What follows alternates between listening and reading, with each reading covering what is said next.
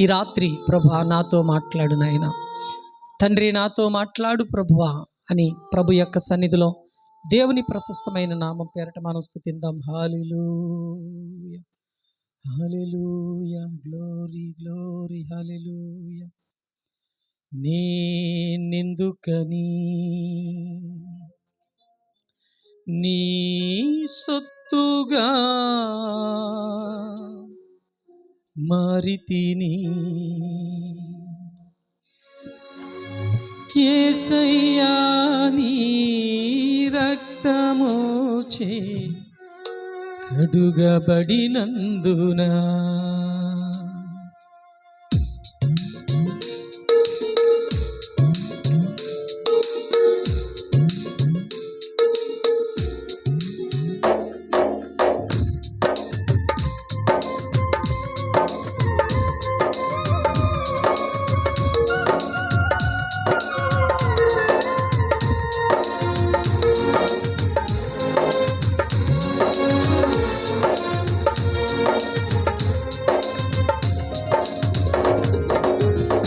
నేనెందుకని నీ సొత్తుగా మారితిని, యేసయ్యా నీ రక్తమోచే కడుగబడినందున, యేసయ్యా నీ రక్తమోచే కడుగబడినందున, నీ అనాది ప్రణాళికలో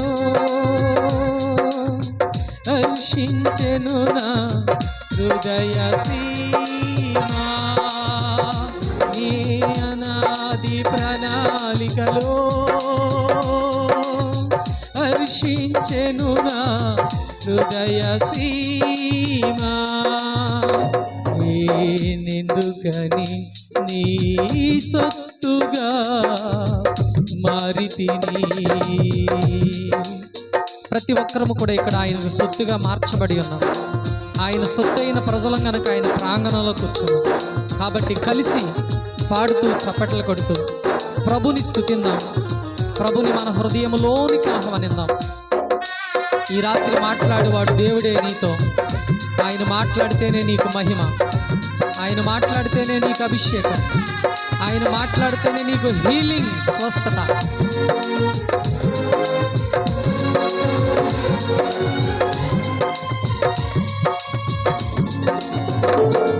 ఈ పరిచర్యను తుదముట్టించుటేనా నియమమాయనే, నీ సన్నిధిలో నీ పొందుకోరి నీ స్నేహితుడనైతినే.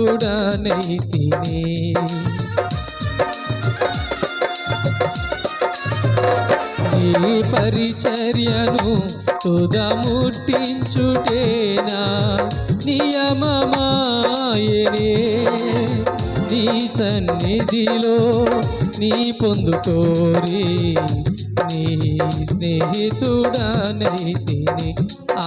నా ధన్యత, ఓహో నా భాగ్యమో, ఏమని వివరింతును, ఏమని వివరింతును.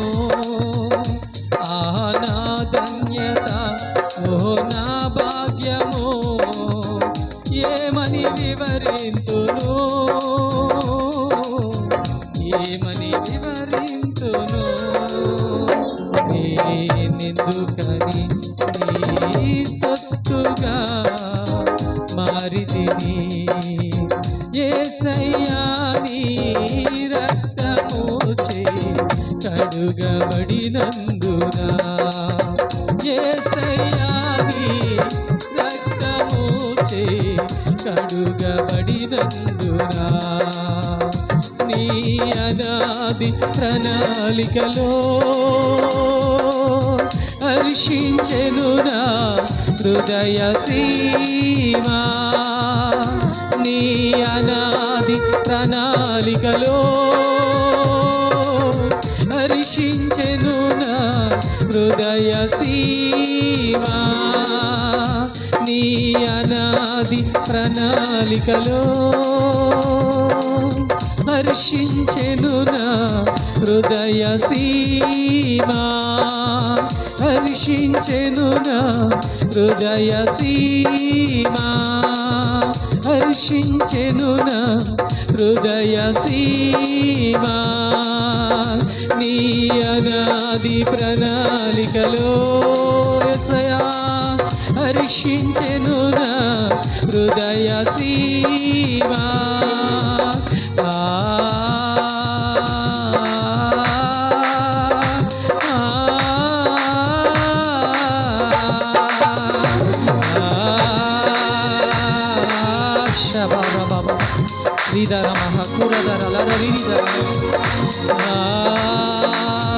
Come down, Holy Spirit.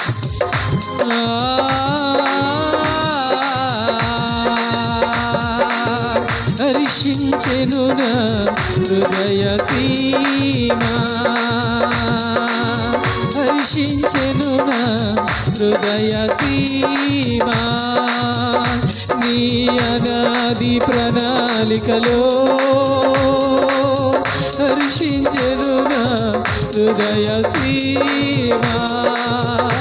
నీ అనాది ప్రణాళికలో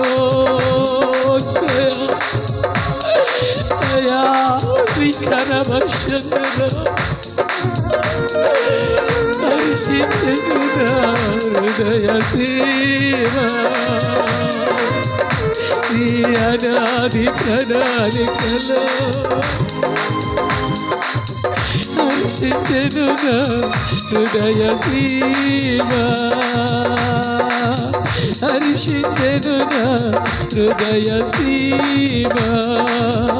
యేసయ్యా యేసయ్యా యేసయ్యా యేసయ్యా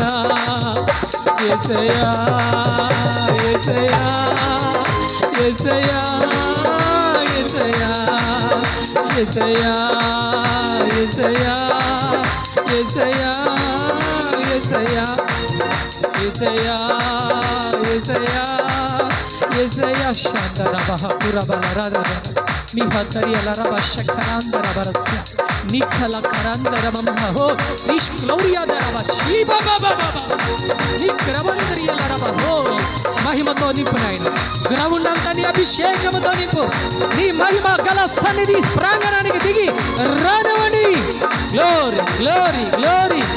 మీరు మాట్లాడాలి రాత్రి, మీరు నిలవాలి ప్రాంగణంలో, మీరు నిలవాలి ప్రభా. ఇదిగో ఈ దీనుడు నోటికి బోరగా, ఈ దాసుడు నోటికి బోరగా నీ అభిషేకముతో ఓదాలి ఓదాలి ఓదాలి ప్రభా. అల్పుడిగా నిలబడ్డాం. యేసయ్యా యేసయ్యా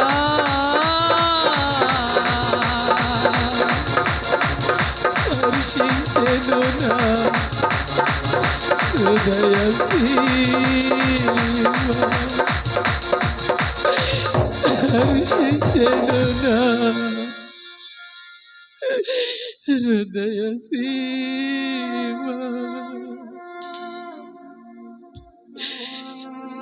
అనాది ప్రణాళికలో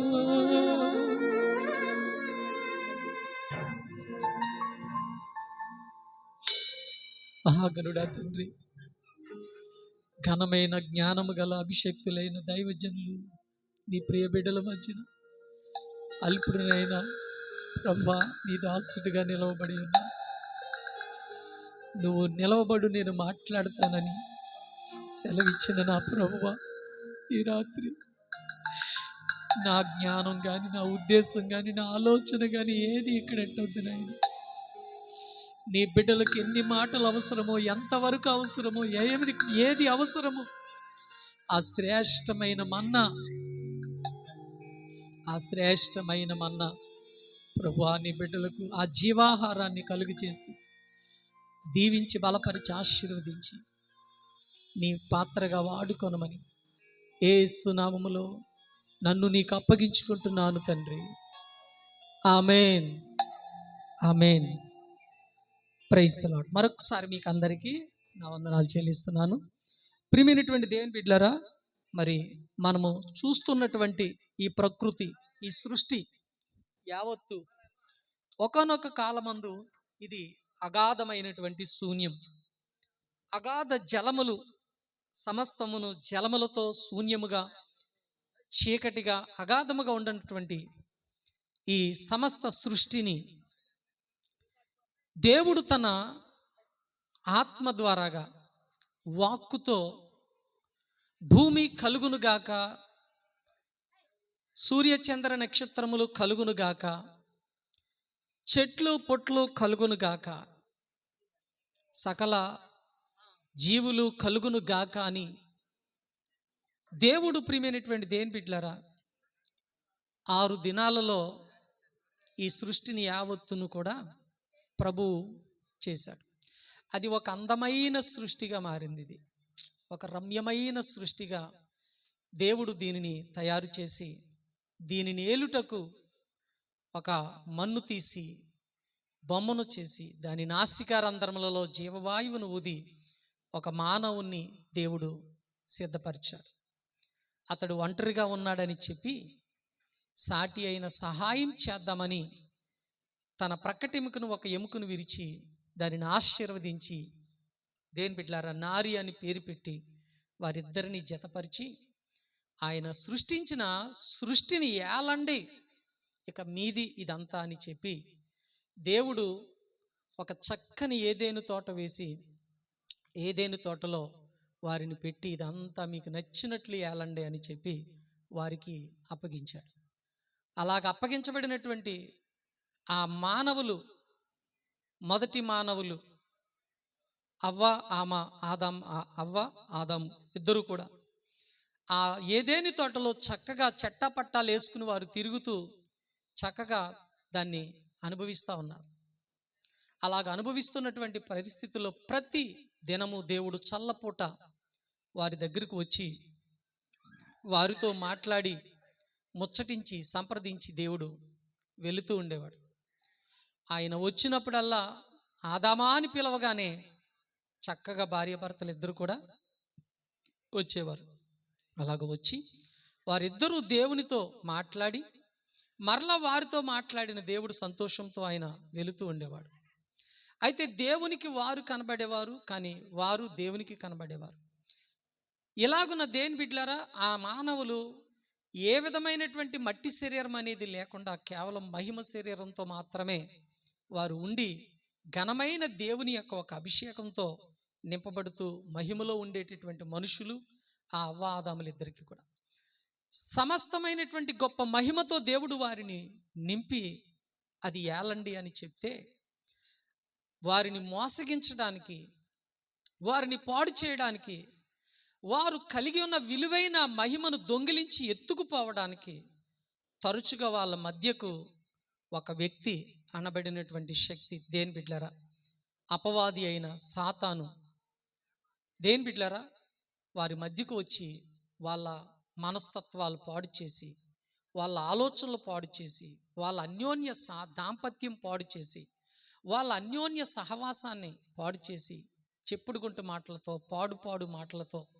వాళ్ళిద్దరి యొక్క దర్శనాన్ని, ఉద్దేశాన్ని, ఆలోచనల్ని ఎలా తిప్పేశారంటే అంతా తయారు చేసి ఏదేను తోట ఇచ్చి ప్రేమించి కని పెంచినటువంటి తండ్రి లాంటి ఆ దేవునికి దగ్గర కాకుండా ఆ దేవుణ్ణి విడిచిపెట్టేసేటంతగా వాడు ఏం చేశాడంటే వాళ్ళిద్దరిని కూడా పాడు చేశాడు. అలాగ వాళ్ళిద్దరూ కూడా వాడి చేతిలో దేని బిడ్డలారా పాడై చివరికి దేవుడు ఏదైతే చెప్పాడో తినొద్దు అని అది తినేటట్లుగా వాడు చెప్పిన మాటకు విని లోబడి దానిని తిని దేవుని మాటను ధిక్కరించి దేవుడు వారికి ఇచ్చిన విలువైన మహిమను ఏం చేసుకున్నారంటే వాళ్ళిద్దరూ కూడా పోగొట్టుకున్నారు. చూడండి, దేవుడు ఇలాగ కొంతమందికి విలువైన ఘనతనిస్తాడు, విలువైన కాపురం ఇస్తాడు, విలువైన తల్లిదండ్రులను ఇస్తాడు, విలువైన ఉపాధ్యాయులను ఇస్తాడు, విలువైనటువంటి ఆస్తిపాస్తులు ఇస్తాడు, విలువైనటువంటి స్నేహాలు ఇస్తాడు. దేవుడు ఏది ఇచ్చినా కూడా విలువైనటువంటి వాటిని కలగజేస్తూ ఉంటుంటాడు. కానీ తల్లిదండ్రులు విలువైన వాళ్ళైనా ఆ విలువను పోగొట్టుకుని ప్రవర్తిస్తారు పిల్లలు, ఆ విలువను పోగొట్టుకుని ప్రవర్తిస్తారు విద్యార్థులు, ఆ యొక్క ఉపాధ్యాయుల యొక్క విలువను పోగొట్టుకుని ప్రవర్తిస్తారు. అలాగే దేని బిడ్డలారు విలువైన సొమ్మును పోగొట్టుకునేటట్టు ప్రవర్తిస్తారు కొంతమంది, విలువైన ఘనతను పోగొట్టుకునేటట్టు ప్రవర్తిస్తారు కొంతమంది. అలాగ వారు ప్రవర్తించే ప్రవర్తన విధానాన్ని బట్టి వారి యొక్క విలువను ఏం చేసుకుంటారు అని అంటే అలా పోగొట్టుకుంటారు. అలా పోగొట్టుకుని ఇవాళ తల్లిదండ్రులు ఏడిపించే పిల్లలు ఉన్నారు.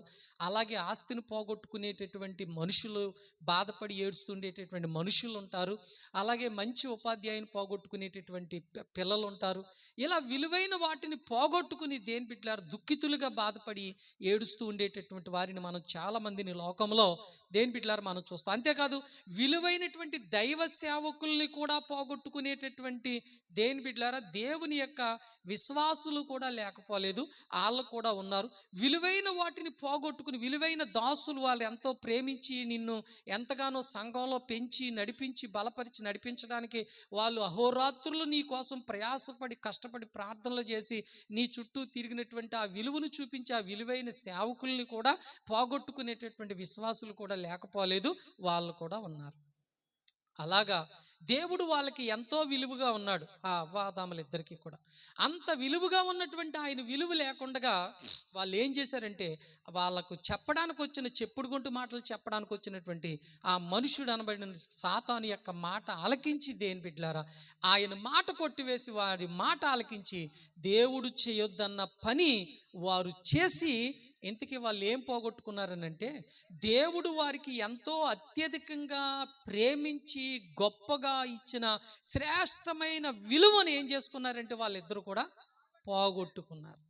మహిమను వాళ్ళిద్దరూ కూడా ఏం చేసుకున్నారు, పోగొట్టుకున్నారు. అలాంటి విలువను పోగొట్టుకునే వాళ్ళు ఉన్నారు, మహిమను పోగొట్టుకునే వాళ్ళు ఉన్నారు, ఆస్తి పోగొట్టుకునే వాళ్ళు ఉన్నారు, దేని బిడ్డలారా మంచి తల్లిదండ్రులను పోగొట్టుకునే వాళ్ళు ఉన్నారు, ఆ యొక్క స్నేహితులను ఇలాగ కొన్ని విధాలుగా దేని బిడ్డలారా పోగొట్టుకునే వాళ్ళు కూడా ఉన్నారు. ఎందుకనంటే వారి యొక్క విలువను పోగొట్టుకుని దేని బిడ్డలారా ప్రవర్తించేటటువంటి వారు ఉన్నారు. అలాగే ఈ అవ్వ ఆదాములు దేవుని యొక్క విలువను ఏం చేసుకున్నారంటే పోగొట్టుకున్నారు. అందుకని దేవుడు కూడా ఏం చేశాడనంటే మీరు నేను పెట్టిన తోటలో ఉండేటానికి మీరు అర్హులు కాదు అని చెప్పి వారిద్దరిని బయటకు గెంటేసి ఆ తోట చుట్టూరు పెద్ద మంచి కంచెను వేశాడు దేవుడు. ఆ తోట చుట్టూరు ఒక కంచెను వేసి దానికి ఒక ఖడ్గాన్ని కాపలాగా పెట్టాడు.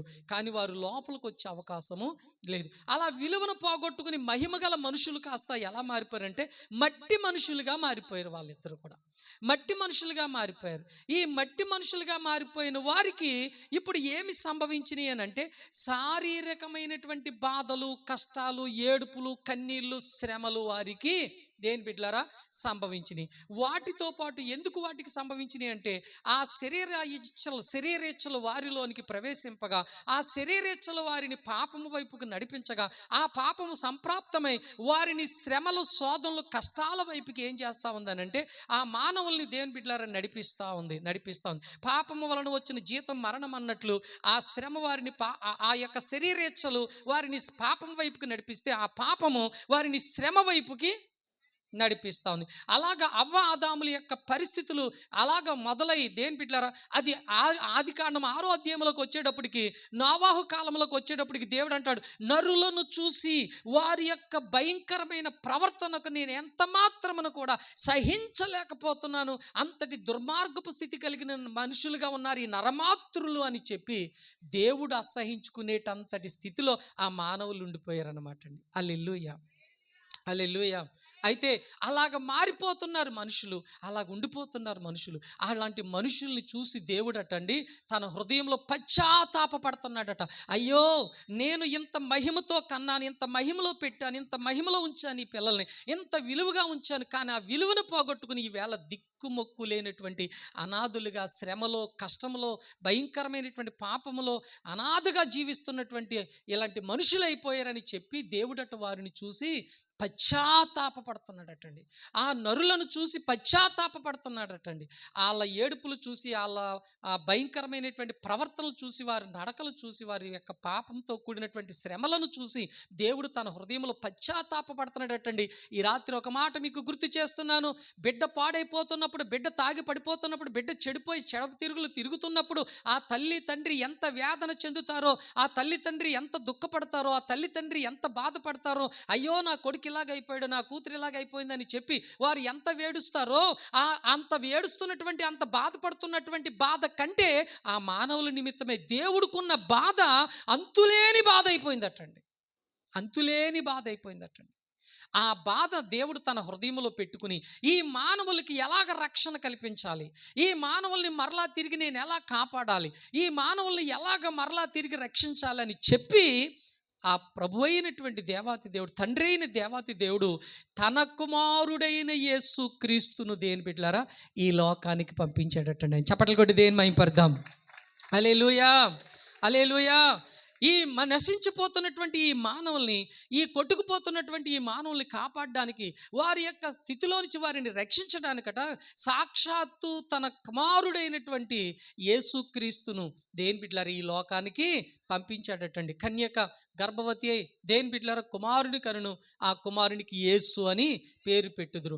అలాగున్న దేని బిడ్డలారా ఆ కుమారుని కనినటువంటి దేని బిడ్డలారా మరియా ఆ కుమారుడికి యేసు అని పేరు పెట్టగా, ఆ కుమారుడైన యేసు క్రీస్తు ఈ లోకములో దేని బిడ్డలారా ఆయన తన్ను తాను రిక్తునిగా చేసుకుని మరణము పొందినంతగా, శిలువ మరణము పొందినంతగా విధేయత చూపుతూ దేని బిడ్డలారా ప్రతి మానవాళి యొక్క రక్షణ కొరకై, నశించిపోతున్న ప్రతి బిడ్డను కాపాడడానికి, ప్రతి బిడ్డకు రక్షణ కలగజేయడానికి, ప్రతి బిడ్డకు స్వస్థతను కలగజేయడానికి ఆయన ఈ లోకంలో జీవిస్తూ తన యవన కాలాన్ని దేని బిడ్డలారా తన బాహుబలాన్ని అంతటినీ కూడా సాధువుగా తన వైపుకు మలుచుకుని దేవుని చిత్తానికి ఆయన లోబడిన వాడైపోయాడటండి. ఆయన కూడా కామ క్రోధ మదమస్త్రములు గలవాడై ఉన్నప్పటికీ కూడా, ఆయన శరీరేచ్ఛలు గలవాడై ఉన్నప్పటికీ కూడా వాటన్నిటినీ కూడా చంపుకుని ఈ మానవుల కోసం దేవుని చిత్తం నెరవేర్చడం కోసం తన్ను తాను రిక్తునిగా చేసుకున్నాడటండి. 33.5 సంవత్సరాలు ఈ లోకంలో ఆయన ఒక రిక్తుడిగా జీవించి ఆ మానవులందరి రక్షణ కొరకు ఆయన ఏం చేశాడటండి, కలువరి సిలువలో తన ప్రాణాన్ని పెట్టడానికి, తన రక్తాన్ని చిందించడానికి ఆయన సిద్ధముగా ఉండిపోయాడటండి. ఆయన అందుకనే ఈ లోకము దేని బిడ్డలారా ఆయన యొక్క నీతిని గుర్తెరగక, ఆయన పవిత్రతను గుర్తెరగక, ఆయన మంచిని గుర్తెరగక, ఆయన యథార్థతను గుర్తెరగక, ఆయన నమ్మకత్వాన్ని గుర్తెరగక, ఆయన దేవుని కుమారుడు అన్న సంగతి గుర్తెరగక, ఆ కుమారుని హింసించి గాయపరిచి అన్యాయంగా నిందలు వేసి ఆయనను గాయపరిచి దేని బిడ్డలారా కొట్టి మొత్తి ఆయనను సిలువ మీద చంపడానికి ఈ లోకం ఎంతో ఇష్టపడింది. ఈ లోకం ఇష్టపడినంతగా ఆ కుమారుడు కూడా తండ్రి చిత్తం నెరవేర్చడానికి ఈ మానవులకు తన రక్షణ అనుగ్రహించి మరలా తిరిగి పోగొట్టుకున్న దాన్ని తిరిగి వారికి ఇవ్వడానికి దేని బిడ్డలారా ఆయన కలువరి శిలువలో రక్తాన్ని చిందించి తన ప్రాణాన్ని ప్రణముగా పెట్టేటట్టు. చప్పట్లు కొట్టి గట్టిగా దేని మహిమపడదాం. హల్లెలూయా, హల్లెలూయా. ఇప్పుడు ఆయన చిందించిన రక్తం, ఆయన పెట్టిన ప్రాణం ఇప్పుడు ప్రతి మానవుడికి ఏం కలగజేసిందట? రక్షణ కలగజేసిందటండి. హల్లెలూయా. ఏం కలగజేసింది చెప్పండి? రక్షణ కలగజేసింది. ఈరోజు ఆ రక్షణ నిన్ను పవిత్రునిగా మార్చింది. ఆ రక్షణ నిన్ను దేవుని కొరకు నిలబడేటట్టు చేసింది. ఒకప్పుడు నువ్వు ఒక రీతిగా ఉండే వ్యక్తివి, ఒక స్థితిలో ఉండే వ్యక్తివి. నీ స్థితి చూస్తే రెబలో, నీ స్థితి చూస్తే ఒక రకమైనటువంటి భయంకరమైనది. కానీ ఈరోజు అవి లేవు నీ దగ్గర, అటువంటివి ఏమీ లేవు. ఈరోజు నువ్వు మార్పు చెందావు, మారు మనసు పొందావు, ఒక ప్రత్యేకమైన వ్యక్తిగా మారావు. ఒకప్పుడు నిన్ను చూసిన మనుషులు ఈవేళ నిన్ను చూసేసరికి వారు ఆశ్చర్యపడుతున్నారు, విభ్రాంతి చెందుతున్నారు. దానికి కారణం ఏంటో తెలుసా? ఆయన చిందించిన రక్తమే, ఆయన చిందించిన రక్తమే, ఆయన పెట్టిన ప్రాణమే. ఆ ప్రాణమే నిన్ను ఈ రోజున ఒక నూతన వ్యక్తిగా మార్చింది, ఒక నూతన శక్తిగా మార్చింది, ఒక నూతన మనుషునిగా దేని బిడ్డలారా మార్చింది. అందుకనే నిన్ను అంతగా మార్చింది కాబట్టే ఈరోజు ఆ మానవుడిగా వచ్చినటువంటి వ్యక్తి, ఆ మానవుడిగా వచ్చి రక్తం కార్చినటువంటి వ్యక్తి, ఆ రక్తం కార్చి ప్రాణం పెట్టినటువంటి ఆ వ్యక్తిని ఈరోజు మనం అందరం ఏం చేస్తున్నామో తెలుసా? ప్రేమించుచున్నాము. హల్లెలూయా, హల్లెలూయా. ఆ వ్యక్తిని ప్రేమిస్తున్నాం. ఆయన్ని ప్రేమిస్తున్నాం కాబట్టి ఈ రాత్రి ఇక్కడ మనం కూర్చున్నాం. ఆయన్ని ప్రేమిస్తున్నాం కాబట్టి మనందరం ఇక్కడ దేని బిడ్డలారా ఆయన సన్నిధిలో ఉన్నాం. ఈరోజు దేని బిడ్డలారా ఆయన గురించి మనం ఆలోచన చేస్తే, యేసుక్రీస్తును నువ్వు ప్రేమిస్తున్నావా అని అడిగితే మనం ఏం చెప్తాం చెప్పండి? ప్రతి ఒక్కరం కూడా ఆయన అంటే నాకు చాలా ప్రేమ అండి, ఆయన అంటే నాకు చాలా ప్రేమ అండి. నేను ఆయన్ని ఎంతో ప్రేమిస్తున్నాను, నేను ఆయన్ని ఎంతో ప్రేమిస్తున్నానని చెప్పి ఈ రాత్రి దేని బిడ్డలారా మనం ఆయన్ని ఎంతగానో ప్రేమిస్తున్నాం. నిజంగా ఆయన్ని ప్రేమిస్తున్నాం కాబట్టి ఈ రాత్రి నీకు టైం తెలియట్లేదు. ఆయన్ని ప్రేమిస్తున్నావు కాబట్టి ఈ రాత్రి ఎంత సమయం నువ్వు ఇక్కడ కూర్చుంటున్నావు, ఇంకా ఎంత సమయమైనా నువ్వు కూర్చోగలుగుతావు. ఆయన్ని ప్రేమిస్తున్నావు కాబట్టే నీవు ఇది తినకూడదు, ఇది తాగకూడదు, ఇది చేయకూడదని నిన్ను నువ్వు పవిత్రంగా పరిశుద్ధంగా నిన్ను నువ్వు కట్టుకుని నువ్వు చాలా జాగ్రత్తగా ఈ లోకంలో ఏం చేస్తున్నావు, నువ్వు జీవిస్తున్నావు. ఎంతో మంది మనుషులు ఇదిగో వాళ్ళ అలవాట్లు మానుకోలేక ఇప్పుడు నిన్ను కూడా ఏం చేస్తూ ఉంటారంటే రా సరదాగా అని చెప్పేసి పిలుస్తూ ఉంటారు. కానీ నువ్వేం చెప్తావు తెలుసా? నో గతించిన కాలం అయిపోయింది, నాకు ఆ కాలంలో తినేసాను, తాగేసాను, తిరిగేసాను, అన్నీ అయిపోయినాయి, ఇక ఇప్పుడు నేను ఒక ప్రత్యేకించబడిన వ్యక్తిగా మారాను. ఇదిగో యేసుక్రీస్తుని నేను ప్రేమిస్తున్నాను, యేసుక్రీస్తు నాకు దేవుడై ఉన్నాడు, ఇప్పుడు ఆ దేవుని నేను ప్రేమిస్తున్నాను కనుక ఇక మరలా తిరిగి నేను అటువంటి వాటిని ఏమీ కూడా నేను చెయ్యలేను, ఇక చెందను నేను. కారణం ఎందుకో తెలుసా? నేను ఆయన్ని ప్రేమిస్తున్నాను. హల్లెలూయా. ఇప్పుడు చెప్పండి, నేను యేసయ్యను ప్రేమిస్తున్నాను అన్న వాళ్ళు ఎంతమంది చేతులు ఎత్తండి ఈసారి. హల్లెలూయా చెప్పండి అందరూ కూడా. హల్లెలూయా, హల్లెలూయా. గమనించండి దేని బిడ్డలారా, మనము ఆయనను ప్రేమిస్తున్నాం. అందుకే దేవుడు కూడా ఒక మాట అన్నాడు. యోహాను సువార్త 3:16 దేవుడు ఒక మాట చెప్పాడు. దేవుడు లోకమును ఎంతో ప్రేమించెను అని అన్నాడు ఆయన. హల్లెలూయా. అంటే దేవుడు లోకమును ఏం చేశాడట? ఆయన ఎంతో ప్రేమించాడట. మరి మనం మాత్రం వదిలేసామా? ఆ ప్రభుని మనం ఏం చేస్తున్నాం చెప్పండి? మనం కూడా ప్రేమిస్తున్నాం. అయితే ఈ రాత్రి నేను చెప్పబోయే మాట ఏమిటో తెలుసండి. మనము దేవుణ్ణి ప్రేమిస్తున్నాం, మంచిదే. కానీ ఆయన మనలను ప్రేమిస్తే మనకు కలగబోయే ఆశీర్వాదం ఏంటో ఈ రాత్రి 3 మాటలు చెప్పేసి ముగించేద్దామని ఉంది నాకు. స్తోత్రం కలుగును గాక. మనం ఆయన్ని ప్రేమిస్తున్నాం. ఎందుకని? మన కొరకు ఈ లోకానికి వచ్చాడు, తన రక్తాన్ని చిందించాడు, తన ప్రాణాన్ని ప్రాణముగా పెట్టాడు, మనందరికీ రక్షణ కలగజేశాడు, మనందరికీ విడుదల కలగజేశాడు. దాన్ని బట్టి ఈ రాత్రి మన పట్ల ఆయన చేస్తున్న మేలులను బట్టి, ఆయన తిన్న దెబ్బల వల్ల కలుగు స్వస్థతను బట్టి, కార్చిన రక్తము వలన కలుగు పరిశుద్ధతను బట్టి మనం ఎంతగానో ఆయన్ని ప్రేమిస్తున్నాం. ఓకే, మంచిదే. కానీ ఆయన మనలను ప్రేమిస్తే మనకు కలగబోయే ఆశీర్వాదం ఏంటి? ఒకసారి చెప్పండి నాతో పాటు. ఆయన మనలను ప్రేమిస్తే కలగబోయే ఆశీర్వాదము ఏమిటి? నిన్ను దేవుడు ప్రేమిస్తే నీకు కలగబోయే ఆశీర్వాదం ఏంటో ఈ రాత్రి నీతో చెప్పాలని నేను ఆశపడి దేవుని ఎదుట నిలవబడ్డాను. దేవునికి మహిమ కలుగును గాక. హల్లెలూయా. దయచేసి జాగ్రత్తగా మనం విందాం. ఎక్కువ చెప్పను, నేను ఒక్క 3 మాటలు చెప్పడానికి ప్రయత్నం చేస్తాను నా సమయాన్ని బట్టి, లేదంటే 3 మాటల్లో కుదించుకోవడానికి సిద్ధపడతాను మీ సమయాన్ని బట్టి. దేవుడు నన్ను నిలబెట్టినంతసేపు దేని బిడ్డలారా మీ యొక్క ఓపిక సందర్భాన్ని బట్టి దేవుని సముఖంలో చెప్పగలిగితే 3 చెప్పగలుగుతాను, లేదంటే 1 చెప్పగలుగుతాను, లేదంటే 2 చెప్పగలుగుతాను. ఏది ఏమైనప్పటికీ ఆయన మనలను ప్రేమిస్తే మనకు కలగబోయే ఆశీర్వాదం ఏంటో ఈ రాత్రి మీకు తెలియపరచాలని ఆశపడుతున్నాను. గమనించండి, మొదటిగా దేవుడు మనలను ప్రేమించటం వల్ల మనకు కలగబోయే ఆశీర్వాదం ఏంటో పరిశుద్ధ బైబిల్లో నుంచి మనం చూద్దాం. యెషయా గ్రంథము 38వ అధ్యాయము, యెషయా గ్రంథము 38వ అధ్యాయం 17వ వచనం. దయచేసి ప్రతి ఒక్కరు కూడా మనసు పెట్టి ఆలోచన చేయండి. 38వ అధ్యాయము 17వ వచనం. మిక్కటమైన ఆయాసము నాకు నెమ్మది కలుగుటకు కారణమాయను, నీ ప్రేమ చేత నా ప్రాణమును నాశనమనే గోతిలో నుండి నీవు విడిపించితివి. దేవునికి స్తోత్రం. చూడండి దేని బిడ్డలారా, ఆయన ప్రేమిస్తే మనకు కలుగు ఆశీర్వాదం ఏంటంటే ఆయన అంటున్నాడు, నీ ప్రేమ చేత నా ప్రాణమును నాశనం అనే గోతిలో నుండి నన్ను నీవు విడిపించుచున్నావు. హల్లెలూయా, హల్లెలూయా. గమనించండి ప్రియమైనటువంటి దేని బిడ్డలారా, ఇదిగో నా ప్రాణము నాశనం అనేటటువంటి గోతిలో ఉన్నది అని అంటున్నాడు భక్తుడు. ఏలయనగా ఒక తండ్రికి దేని బిడ్డలారా 12 మంది పిల్లలు ఉన్నారటండి. ఎంతమంది? 12 మంది సంతానం ఒక తండ్రికి. ఈ 12 మంది సంతానము కూడా వేటకి వెళ్తున్నారు, అడవిలోకి వెళ్తున్నారు, వేటాడుతున్నారు. ఎవరి మట్టుకు వాళ్ళే మరలా తిరిగి తమ తండ్రి ఇంటికి వచ్చి తమ తండ్రికి రిపోర్ట్ ఇస్తున్నారు. అయితే అందులో ఒక చిన్నవాడు ఏమంటున్నాడనంటే, నాన్న పెద్ద అన్నయ్య అలా చేశాడు, 2వ అన్నయ్య ఇలా చేశాడు, 3వ అన్నయ్య అలా చేశాడు, 4వ అన్నయ్య ఎలా చేశాడు అని చెప్పి ఆ అన్నయ్యల మీద ఏం చేస్తూ ఉండేవాడు అంటే ఫిర్యాదు చేస్తూ ఉండేవాడు. ఈ ఫిర్యాదు చేస్తూ ఉండేటప్పటికి ఈ అన్నలకు అందరికీ ఎలాగుండేదనంటే ఒళ్ళు మండిపోతూ ఉండేది. ఆ ఒళ్ళు మండిపోతూ అతని మీద వాళ్ళు కోపంగా మండిపడుతూ ఉండేవారు అనమాట. అలా మండిపడుతూ వాళ్ళు కూడా ఇతని మీద, ఈ చిన్నవాడి మీద ఫిర్యాదు చేసేవారు కానీ ఆ తండ్రి పట్టించుకునేవాడు కాదు. ఎందుకనంటే ఆ చిన్నవాడనంటే ఆ తండ్రికి చాలా ఇష్టం.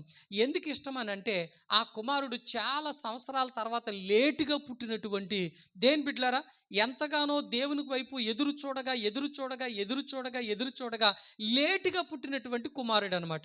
మరి అలాంటి కుమారుడిని ఎవరు వదిలేస్తారో, ఎవరు ప్రేమ లేకుండా ఉంటారో. అందుకని ఆ తండ్రికి ఆ కుమారుడు అంటే చాలా వింతైనటువంటి ప్రేమ ఆ కుమారుడి మీద ఆ తండ్రికి ఉంది. అయితే ఈ అన్నదమ్ములు చెప్పిన ఆ తండ్రి పట్టించుకునేవాడు కాదు. కానీ ఈ కుమారుడు ఆ అన్నదమ్ముల యొక్క విషయం అంతా కూడా పట్టుకెళ్ళి చెప్పి జారేస్తున్నాడని చెప్పి వాళ్ళందరికీ పీకల దాకా ఇతని మీద విస్తారమైనటువంటి కోపం, విస్తారమైనటువంటి మంట ఉండి ఈయన్ని ఎక్కడ చంపేద్దామా అని చెప్పి వారు ఏం చేస్తూ ఉండేవారు అంటే, దేని బిడ్డలారా, ఇతన్ని చంపడానికే వారు అన్ని విధాల ప్రయత్నాలు దేని బిడ్డలారా చేస్తూ ఉండేవారు. అన్ని విధాల ప్రయత్నాలు చేస్తుంటుండగా ఒక సమయం వచ్చేటప్పటికి సరైన ప్రయత్నం దొరికిపోయింది. అక్కడ ఎలాగ దొరికిపోయిందని అంటే చూడండి, 37వ అధ్యాయం 23వ వచనం ఆదికాండంలో మనం చూస్తే, 37వ అధ్యాయము దేని బిడ్డలారా 23, 24 వచనాలు చదువుదాం. ఆ ఆ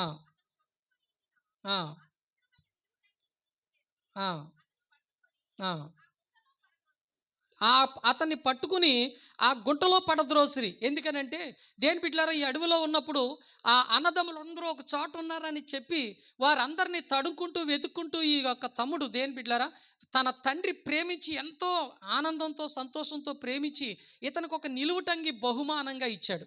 ఆ బహుమానంగా ఇచ్చిన నిలువుటంగిని కట్టుకుని అన్నలు అంటూ వెతుక్కుంటూ జాగ్రత్తగా బయలుదేరి వస్తూ ఉన్నాడు. వెతుక్కుంటూ సరిగ్గా ఇతను వచ్చిన రాకడ ఈ అన్నదమ్ములందరికీ తెలిసిపోయింది.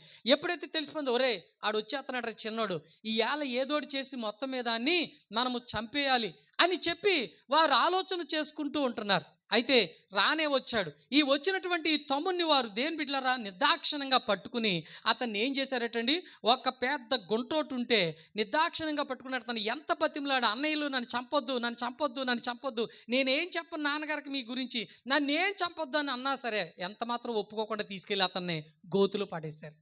దేని బిడ్డలారా, ఆ గోతులోకి నెట్టేసి పక్కకు వెళ్ళి వాళ్ళు చక్కగా భోజనం చేస్తున్నారటండి. చూడండి, అసూయ అన్నదమ్ముల మధ్యన ఎంత బాగా పెరిగిపోయిందో గమనించండి. అసూయ అన్నదమ్ముల మధ్యన ఎంతగా దేని బిడ్డలారా హెచ్చైపోయిందో చూడండి. ఏమీ లేదు, తండ్రి ఒక నిలువుటంగి బహుమానంగా ఇచ్చాడు చిన్నోడు కదా అని చెప్పేసి ప్రేమతో. దేని బిడ్డలారా, ఆ చిన్నోడు చక్కగా ఒబ్బుడిగా పరిశుద్ధంగా దేవుడికి అనుగుణంగా ఉంటున్నాడు. ఒకటి, జాగ్రత్తగా తండ్రికి చెప్పిన మాట వినేటట్టుగా ఉన్నాడు చక్కగా. అంత మాత్రమే కాకుండా వీళ్ళ మాట మంతి తీసుకెళ్ళి తండ్రికి జారేస్తున్నాడు. ఈ తమ్ముడు ఒబ్బుడిగా ఉంటున్నాడు అనేది ఒక అసూయ వాళ్ళకే, తండ్రి ఈ తమ్ముడిని ప్రేమిస్తున్నాడు అనేది ఒక అసూయ దేని బిడ్డలారా వాళ్ళలో కలిగింది. అంతేకాకుండా ఈ తమ్ముడు ఒక భక్తిపరుడుగా ఉంటున్నాడు అనేటటువంటి అసూయ ఒకటి వాళ్ళకి కలిగింది. ఎందుకంటే వాళ్ళు తాగినట్టు వీడు తాగుతలేదు, వారు తిరుగునట్టు వీడు తిరుగుతలేదు, వారు తిన్నట్టు వీడు తింటలేదు. ఇదంతా కూడా వాళ్ళకి ఎలా మారిందంటే ఒక అసూయగా మారింది. చూడండి, అన్నదమ్ముల మధ్యలోనే ఇంత అసూయ భేదాలు ఉంటే అసలు అన్నదమ్ములు కానీ సామాన్యమైన మనుషుల మధ్యన ఇంకెంత ఉంటుంది చెప్పండి.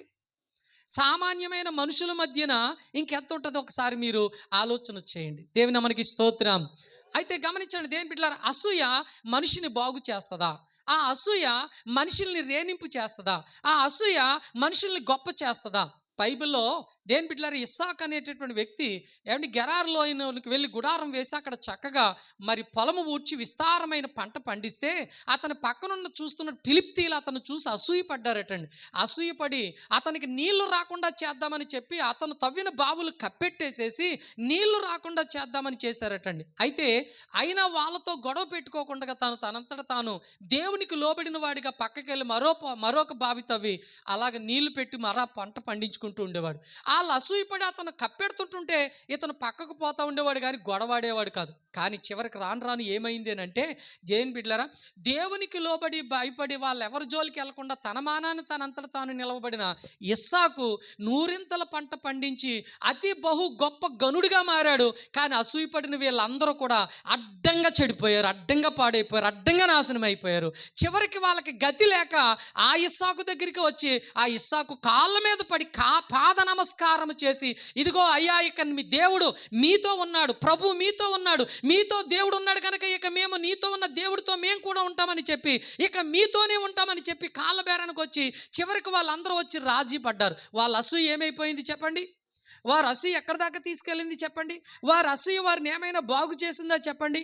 ఈ రాత్రి దేవుని సభలో కూడి ఉన్న మన అందరము కూడా దేని బిడ్డలారు, ఒకవేళ అన్నదమ్ములుగా ఉండొచ్చు, రక్త సంబంధులుగా ఉండొచ్చు, లేకపోతే ఒక సహోదరులుగా ఉండొచ్చు, లేకపోతే ఇరుగు పొరుగు వారుగా ఉండొచ్చు. కానీ ఎవరు ఏ రీతిగా ఉన్నప్పటికైనా సరే, ఇదిగో నీ ఎదుట ఉన్నవా నీ ఎదుట నీవు గనక ఒక అసూయ భావంతో, అసూయ భేదంతో, అసూయ కార్పణ్యంతో, అసూయ కక్షతో గనక నువ్వేమన్నా ప్రవర్తించే ఒక వ్యక్తిగా నడుస్తున్నట్లయితే నాశనం అయ్యేది నువ్వే, చెడిపోయేది నువ్వే, పాడైపోయేది నువ్వే, పడిపోయేది కూడా నువ్వే. పడిపోయేది కూడా నీవే, చెడిపోయేది కూడా నీవే. చూడండి, గమనించండి. ఎవడి వ్యాపారం వాడి చేసుకోవచ్చు, ఎవడికి ఇచ్చే ఆధారం దేవుడు ఆడికి ఇస్తాడు, ఎవడికి పెట్టే కూడాడికి పెడతాడు, ఎవడికి పెట్టే భోజనం వాడికి పెడతాడు, ఎవడికి ఇచ్చేది వాడికి ఇస్తాడు, ఎవడి మీద ఉండే ప్రేమ వాడికి ఉంటుంది, ఎవడికి ఇవ్వగలిగింది వాడికి ఇస్తాడు, ఎవడికి వచ్చేది వాడికి వస్తుంది.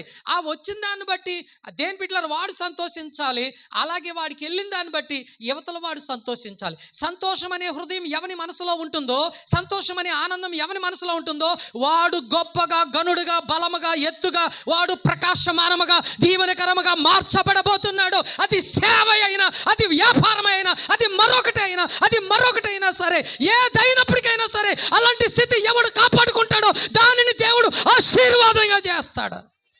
ఈరోజు నువ్వు వ్యాపారంలో ఉన్నావేమో, పొలంలో ఉన్నావేమో, ఇంటిలో ఉన్నావేమో, ఉమ్మడి కుటుంబంలో ఉన్నావేమో, ఉమ్మడి సంసారంలో ఉన్నావేమో, నువ్వు ఎందులో ఉన్నప్పటికైనా సరే ఈ రాత్రి నువ్వు ఆలోచించవలసింది ఏంటో తెలుసా? నీ యొక్క వ్యక్తిత్వాన్ని బట్టి దేవుడు నిన్ను ఆశీర్వాదంగా మార్చబోతున్నాడు. బహుశా నీ తల్లికి నువ్వు 4 కొడుకులు కావచ్చు, 4 కొడుకులకి ఆ తల్లిదండ్రులు పెట్టుకుంటూ రావచ్చు. కానీ వాళ్ళకి పెట్టారు, వీళ్ళకి పెట్టారని చిన్నదానికాడ పెద్దదానికాడ నువ్వు పెట్టుకునే అసూయ ఉన్నది చూసావా? నువ్వు పెట్టుకునే ఆ స్వార్థపు మనసు ఉన్నది చూసావా? నువ్వు పెట్టుకునే ఆ అనాలోచన ఉన్నది చూసావా? నిన్ను కొల్లబెడతదా తప్ప నిన్ను బాగు చేసే స్థితికి నిన్ను ఎంత మాత్రం కూడా రాను. దేని బిడ్డలారా జాగ్రత్తగా గమనించండి. నా మాట ఏదైనా బాధ కలిగిస్తే దయచేసి నన్ను క్షమించండి. ఎందుకో తెలుసా? ఇక్కడ ఆ తమ్ముడి మీద అసూయ పడుతున్నారు అన్నదమ్ములు ఇద్దరు. ఎంత అసూయ పడ్డారంటే సాక్షాత్తు రక్త సంబంధి అయినటువంటి ఆ తమ్ముడిని గోతులో గెంటేరండి చంపేద్దామని.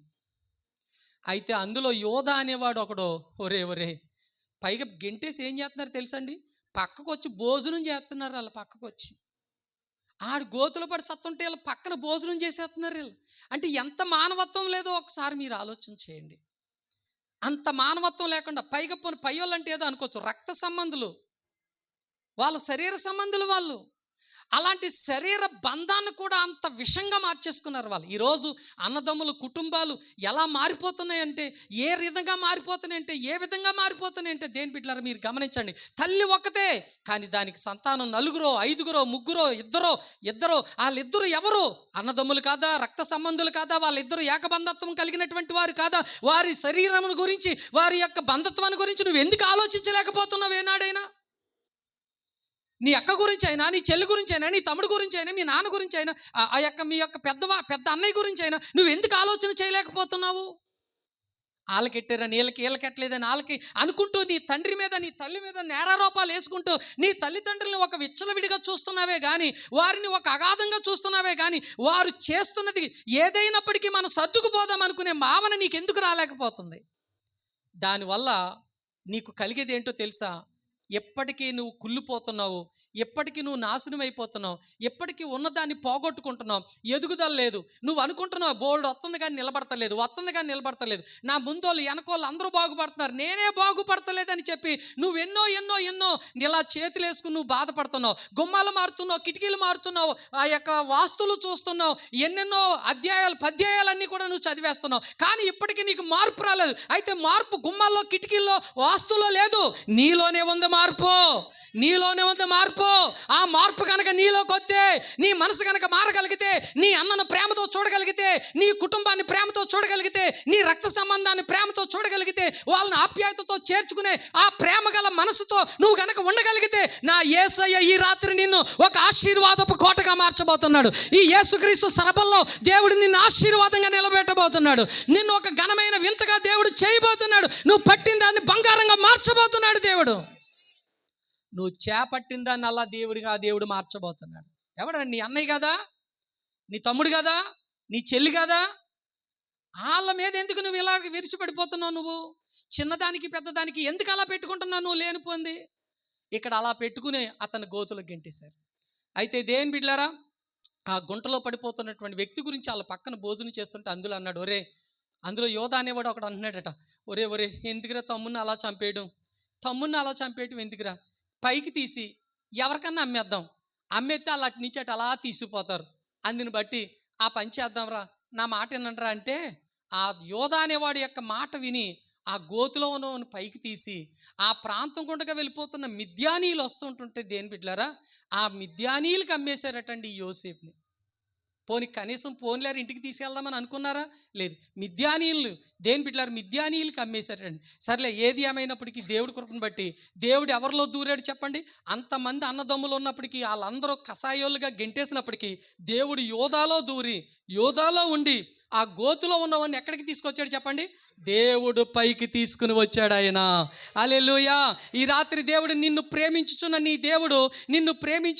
దేవుడు అనేకులు నీ మీద కక్ష కార్పణ్యాలతో దేని బిడ్డలారా అనేకమైనటువంటి ఆలోచనలతో నిన్ను ఒక గుంటలోనికి త్రోసి వేస్తున్నప్పటికీ నిన్ను రక్షించడానికి నిన్ను ప్రేమించిన దేవుడు ఎవరో ఒకరిలోనికి ఆయన ప్రత్యక్షం కాబోతున్నాడు. ఎవరో ఒక మార్గాన్ని నీ కోసం తెరవబోతున్నాడు. ఏదో ఒక మార్గాన్ని నీ కొరకు దేవుడు తెరవబోతున్నాడు. ఆ తెరవబోతున్న దేవుడు ఎన్నుకుని ఇదిగో గోతులో ఉన్న నిన్ను చెయ్యి పట్టుకుని దేవుడు పైకి లేవనెత్తబోతున్నాడు.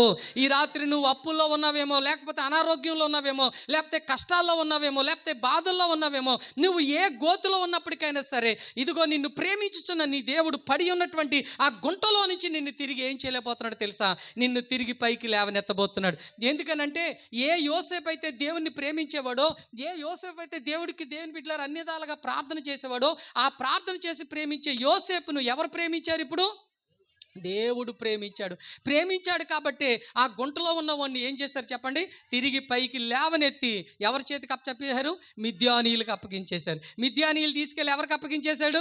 పోతీఫరుకి అప్పగించేశాడు. పోతీఫర్ ఇంట్లో పైలు కాపుగా ఉండే కృప దేని బిడ్డలారా ఈ యోసేపుకి దొరికింది. ఆ తర్వాత నుంచి దేవుడు అతన్ని అలాగలాగా ఆశీర్వాదంగా ఐగుప్తు దేశానికి ఒక రాజుగా మారేటంతగా దేవుడు అతన్ని లేవనెత్తుకుంటూ వెళ్ళాడు. ఈ రాత్రి నిన్ను ప్రేమిస్తున్న నీ దేవుడు నీ పడి ఉన్న నీ గుంటలో నుంచి, నువ్వు ఏ గుంటలో పడుతున్నావో, నువ్వు పడి ఉన్న నీ గుంటలో నుంచి నీ దేవుడు ఏం చేయబోతున్నాడు తెలుసా? నిన్ను లేవనెత్తబోతున్నాడు. చాలాసార్లు నువ్వు బహుశా అనుకుని ఉంటావు, నేను పెద్ద అగాధంలో ఉన్నానని, పెద్ద గోతులో ఉన్నానని. అయితే ఈ రాత్రి ఏ గోతులో నువ్వు ఉన్నప్పటికైనా సరే నిన్ను ప్రేమించిన దేవుడు నువ్వు పడి ఉన్న గోతులో నుంచి నిన్ను చేయి పట్టుకుని ఆయన లేవనెత్తబోతున్నాడు. చప్పట్లు కొట్టి దేవుని మహిమపడదాం. హల్లెలూయా. గట్టిగా దేవుని స్తుతిద్దాం. హల్లెలూయా, హల్లెలూయా, హల్లెలూయా. నా ప్రియమైనటువంటి దేవుని బిడ్డలారా, ఇక రెండవదిగా మనం గమనిద్దాం. రెండవదిగా మనం చూస్తే, ఒకటి, నాశనం అనే గోతులో నుంచి ఏం చేశాడు దేవుడు? తిరిగి పైకి లేవనెత్తాడు. దేవుడు ప్రేమించాడు కాబట్టి, తాను ప్రేమించిన వారిని, దేవుడే మనలను ప్రేమిస్తే మనము పడి ఉన్న నాశనమైన గుంట ఏదైనప్పటికైనా సరే ఆ గుంటలో నుంచి దేవుడు మనలను తిరిగి పైకి లేవనెత్తబోతున్నాడు. ఇక రెండవదిగా మనం గమనిస్తే ద్వితీయోపదేశ కాండం 23వ అధ్యాయం దేని బిడ్డలారా 5వ వచనాన్ని దయచేసి మనం చూద్దాం. 23వ అధ్యాయం 5వ వచనము ద్వితీయోపదేశ కాండం. అయితే నీ దేవుడైన యెహోవా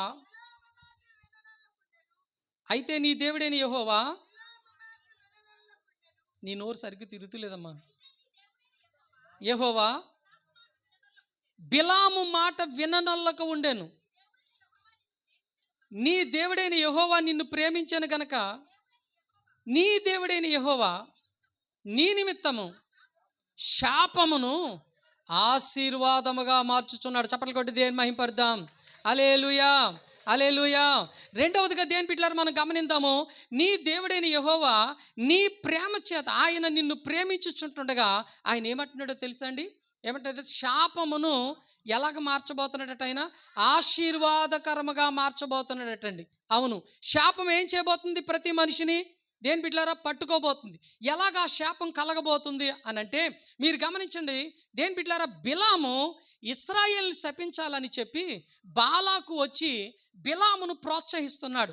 ఇదిగో నీవు ఇశ్రాయేల్ని శపించాలి, ఎందుకనంటే ఇశ్రాయేల్కి నాకు వివాదం కలుగుతుంది, గొడవ కలుగుతుంది. అందుకని బట్టి నువ్వు వెళ్ళి ఆ ఇశ్రాయేల్ని శపించాలి అని చెప్పి బాలాకు బిలామును ప్రోత్సహిస్తే, బిలాము దేని బిడ్డలారా ఏం చేస్తా ఉన్నాడట, ఆ యొక్క ఇశ్రాయేల్ని శపించడానికి అన్ని విధాలైన ప్రయత్నాలు దేవుడి దగ్గర బహుగా చేస్తున్నాడటండి. అయితే దేవుణ్ణి అడుగుతున్నాడు, ప్రభా నేను శపించడానికి వెళ్ళాలి ప్రభా, నేను శపించడానికి వెళ్ళాలి ప్రభా అంటుంటే దేవుడు అంటున్నాడు, ఇశ్రాయేలీలు నా ప్రజలు, నా బిడ్డలు గనక వారిని శపించడానికి నేను నీకు అధికారం ఇవ్వను, నేను సెలవు ఇవ్వనని చెప్పి దేవుడు మాట్లాడుతున్నప్పటికీ, కానీ వాళ్ళు వెళ్ళి బిలాము వెళ్ళి దేని బిడ్డలారా ఇశ్రాయేల్ని ఏం చేస్తున్నాడు, శపించడానికి దేని బిడ్డలారా సిద్ధపడుతున్నాడు.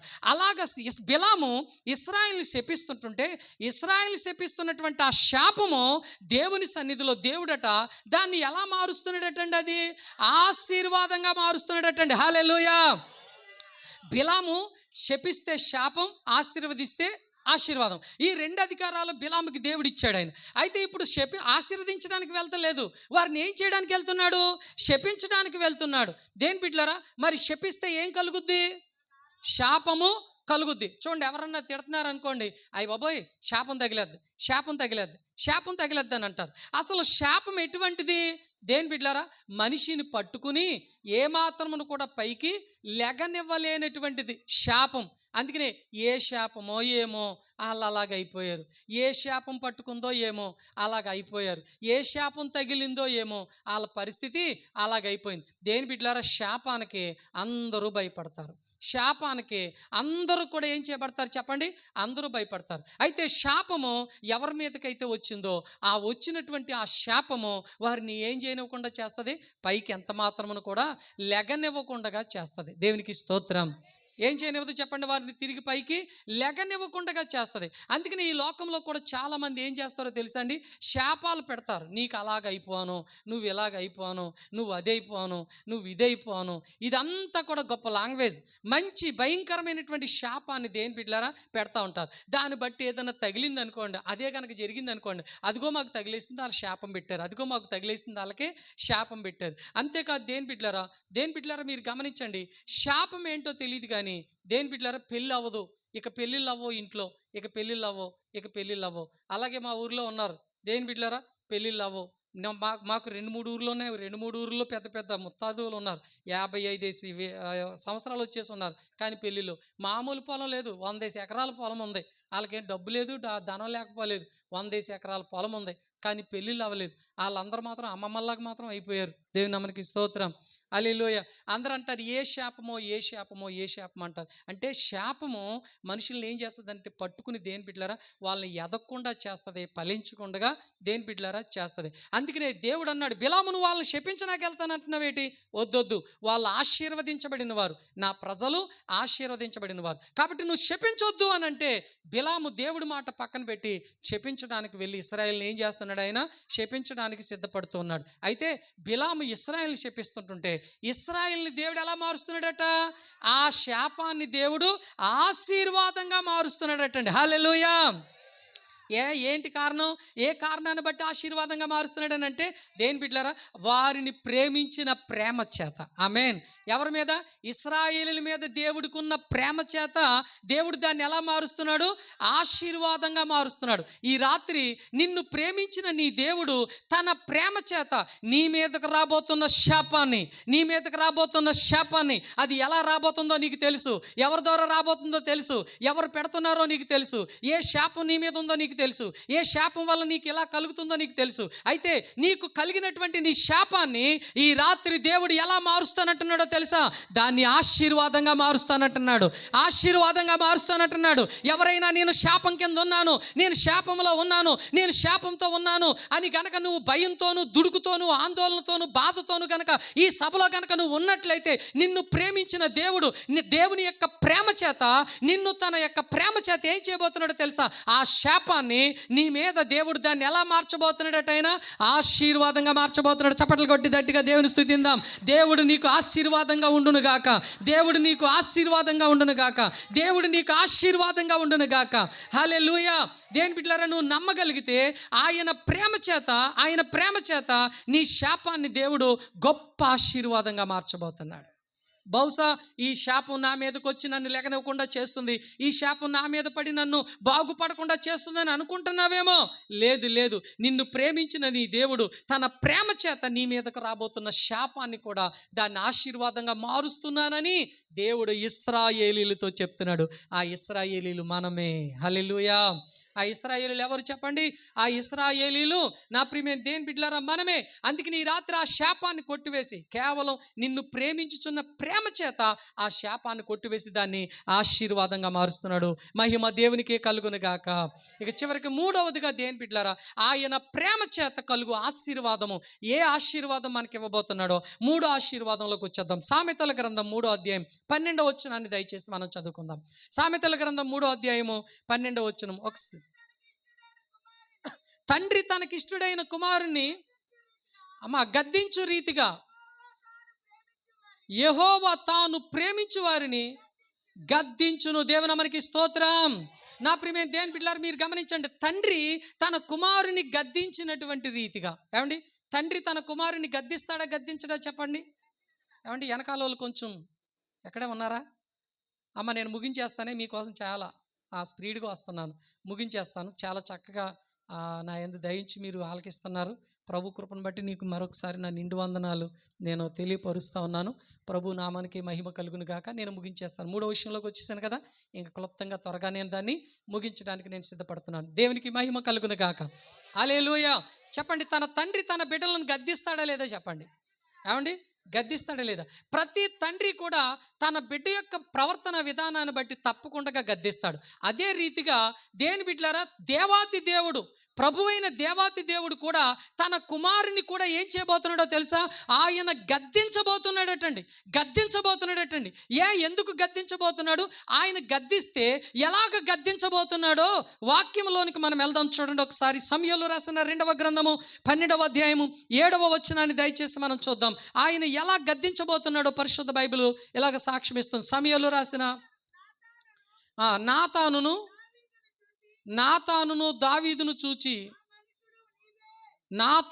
దావీదును చూసి ఆ మనుషుడవు నీవే.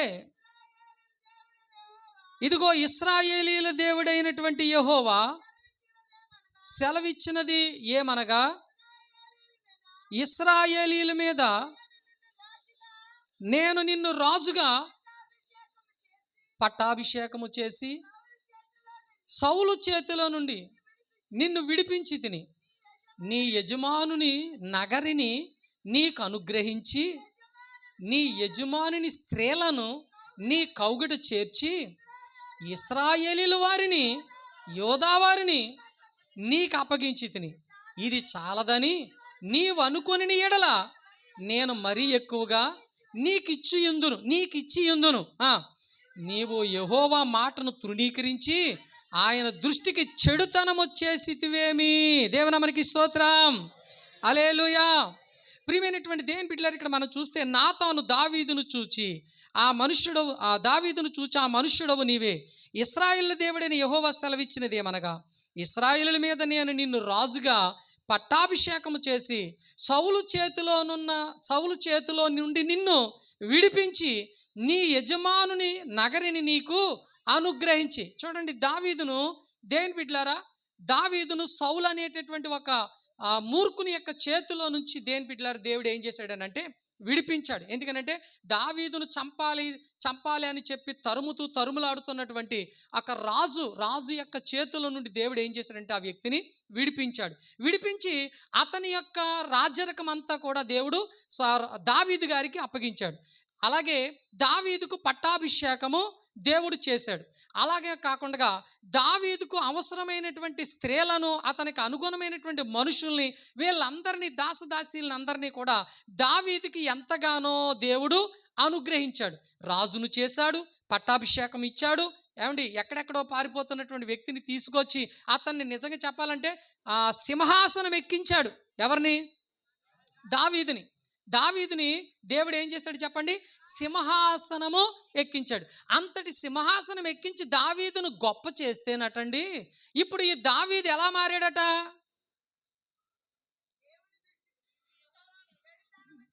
దేవుని దృష్టికి ఆ, నీవు యెహోవా మాటను తృణీకరించి ఆయన దృష్టికి చెడుతనము చేసితివేమి. దేవునికి స్తోత్రం.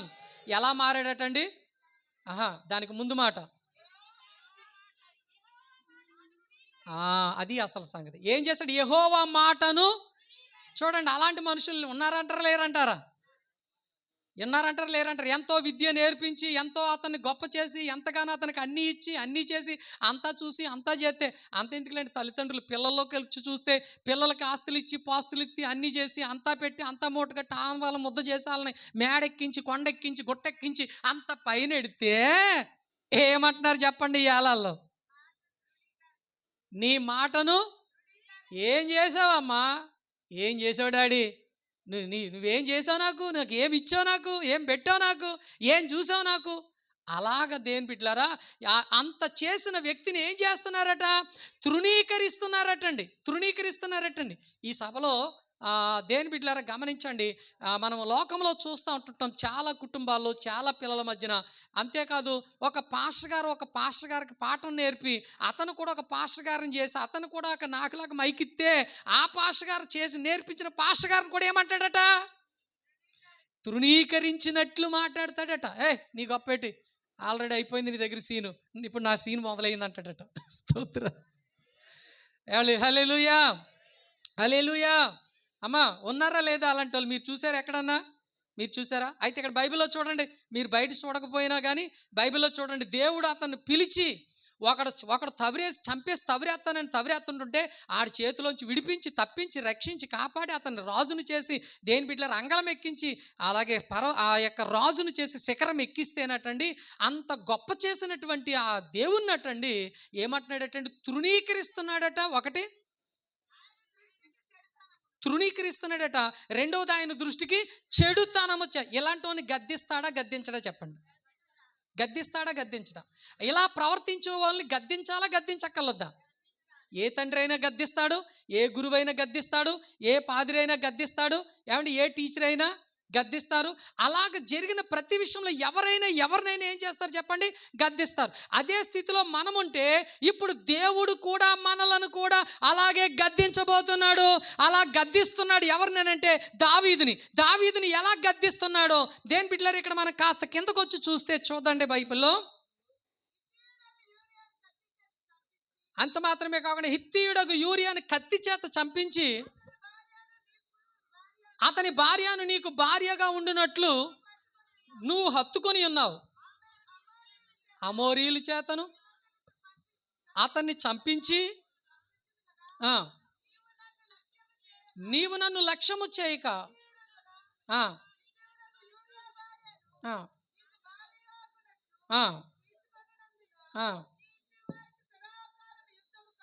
చూడండి, ఇక్కడ దేవుడు గద్దించే గద్దింపు ఎలాగుందనంటే దేని బిడ్డలారా, 10వ వచనం, నీవు నన్ను లక్ష్యము చేయక హిత్తీయుడగు ఊరియా భార్యను నీకు భార్య అగునట్లుగా తీసుకొని నందున నీ ఇంటి వారికి సదాకాలము యుద్ధము కలుగును.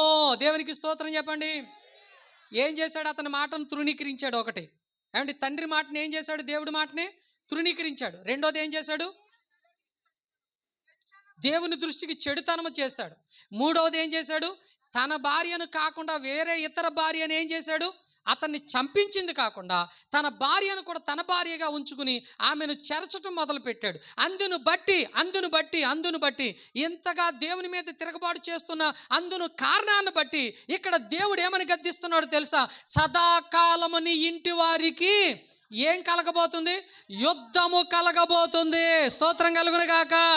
ఇప్పుడు చూడండి దేని బిడ్డలారా, ఎంత రాజును చేశాడో, ఎంత అంగళం ఎక్కించాడో, ఎంత గొప్ప చేశాడో, ఎంత ఉన్నతమైన స్థితిలో పెట్టాడో. కానీ తాను ప్రవర్తించిన ప్రవర్తన విధానాన్ని బట్టి, తన ప్రవర్తించిన పరిస్థితి యొక్క విధానాన్ని బట్టి ఈ రోజు అంటున్నాడు దేవుడు, సదాకాలము నీ ఇంటిలో యుద్ధము జరగబోతుంది, సదాకాలము నీ ఇంటిలో గొడవ జరగబోతుంది, సదాకాలము నీ ఇంటిలో విస్తారమైనటువంటి కీడు కలగబోతుంది. అందుకనే దావీదు జీవితంలో దేని బిడ్డలారా ఏం కలుగుతూ వచ్చిందో తెలుసండి? గమనించండి. కొడుకు తన కన్న కూతురునే చెరిపేశాడు. తన కన్న కొడుకు తన సొంత కూతుర్ని దేని బిడ్డలారా నిర్దాక్షిణ్యంగా పాడు చేశాడు. అలా పాడు చేశాడని చెప్పి వాడు అన్నగారు ఏం చేశాడంటే కత్తి తీసుకుని వచ్చి ఈ కొడుకుని నరికేశాడు. అంత మాత్రమేనా, ఒక చిన్న కొడుకు జబ్బుపడి విలవిలా బాధపడి ఒక కుమారుడు చచ్చిపోయాడు. ఇవన్నీ కూడా దావీదు జీవితంలో ఒకటి తర్వాత ఒకటి జరుగుతూ వస్తున్నాయి. ఈ సంఘటనలు ఎలా జరుగుతుంటుంటే ఆ తండ్రి పరిస్థితి ఎలా మారిపోద్ది చెప్పండి? అతని దుఃఖం ఎలా మారుతుంది, అతని కష్టం ఎలా మారుతుంది, అతని కన్నీళ్ళు ఎలా మారుతాయి, అతని వేదన ఎలా మారుతుంది. ఈ రాత్రి దావీదు మాత్రమే కాదు, కొంతమంది జీవితాల్లో అదే ప్రలాపాలు జరుగుతున్నాయి. అవే ప్రలాపాలు జరుగుతున్నాయి. కీడు వెంబడి కీడు, కీడు వెంబడి కీడు, కీడు వెంబడి కీడు, కీడు వెంబడి కీడు వచ్చేస్తున్నాయి అని అనుకుంటున్నావు. కానీ ఎందుకు వస్తున్నాయో ఏనాడైనా నువ్వు యోచించుకున్నావో ఒక్కసారి? ఎందుకు వస్తున్నాయి నీ మీదగా ప్రమాదాలు? ఎందుకు వస్తున్నాయి నీ మీదగా కీడు? ఎందుకు వస్తుంది నీ మీదగా శోధన? ఎందుకు వస్తుంది నీ మీదకి అంతటి ప్రమాదాలు అనేది ఏనాడైనా నువ్వు గ్రహిస్తున్నావా? లేదు. బహుశా దావీదులాగా నువ్వు కూడా దేవుని అసహించుకుంటున్నావేమో. దావీదులాగా నువ్వు కూడా దేవునికి విరోధంగా ఉన్నావేమో. దావీదు చేసినట్లుగా నువ్వు కూడా దేవుని దృష్టికి అసహ్యమైన చెడు నీచ కార్యములైనటువంటి కార్యాలలో నువ్వు సాగిపోతూ, ఇది నేనేమీ చేయలేదు, నాకేమీ తెలియదు, నేనేమీ ఎరగనట్టు ఏమీ తెలియనటువంటి స్థితిలో ఉన్నావేమో, నడుస్తున్నావేమో. అలాగా నీ కళ్ళు నిన్ను కప్పుతున్నాయి. అబ్బాయి సౌండ్ మారిపోయింది.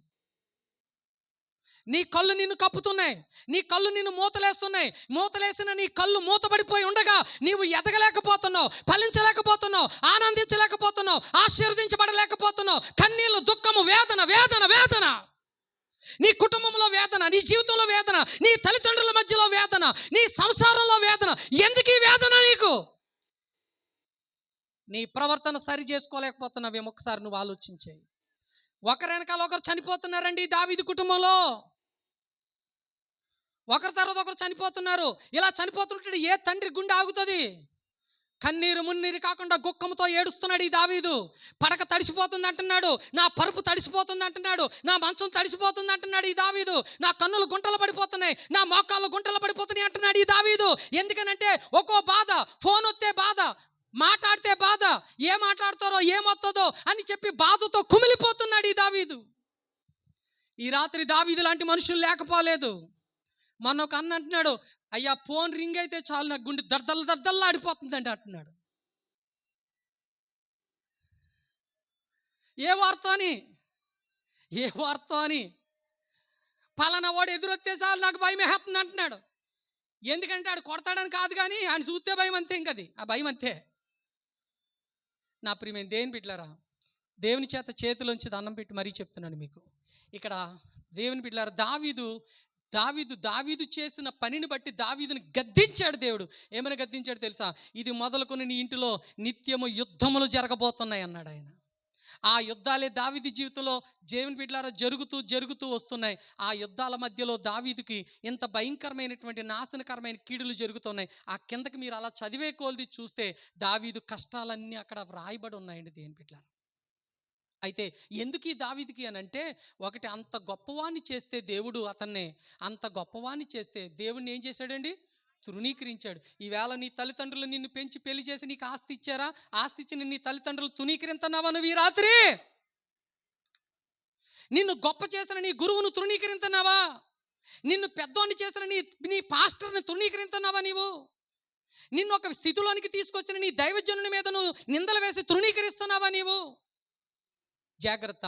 ఇదిగో అలా తృణీకరించబడిన తన లోపాన్ని బట్టి దేవుడు అతన్ని ఏం చేశాడు చెప్పండి? గద్దించాడు. తన లోపాన్ని బట్టి దేవుడు గద్దించాడు తప్ప తన లోపం లేకుండా దేవుడు మాత్రం తను ఎంత మాత్రం కూడా గద్దించలేదు.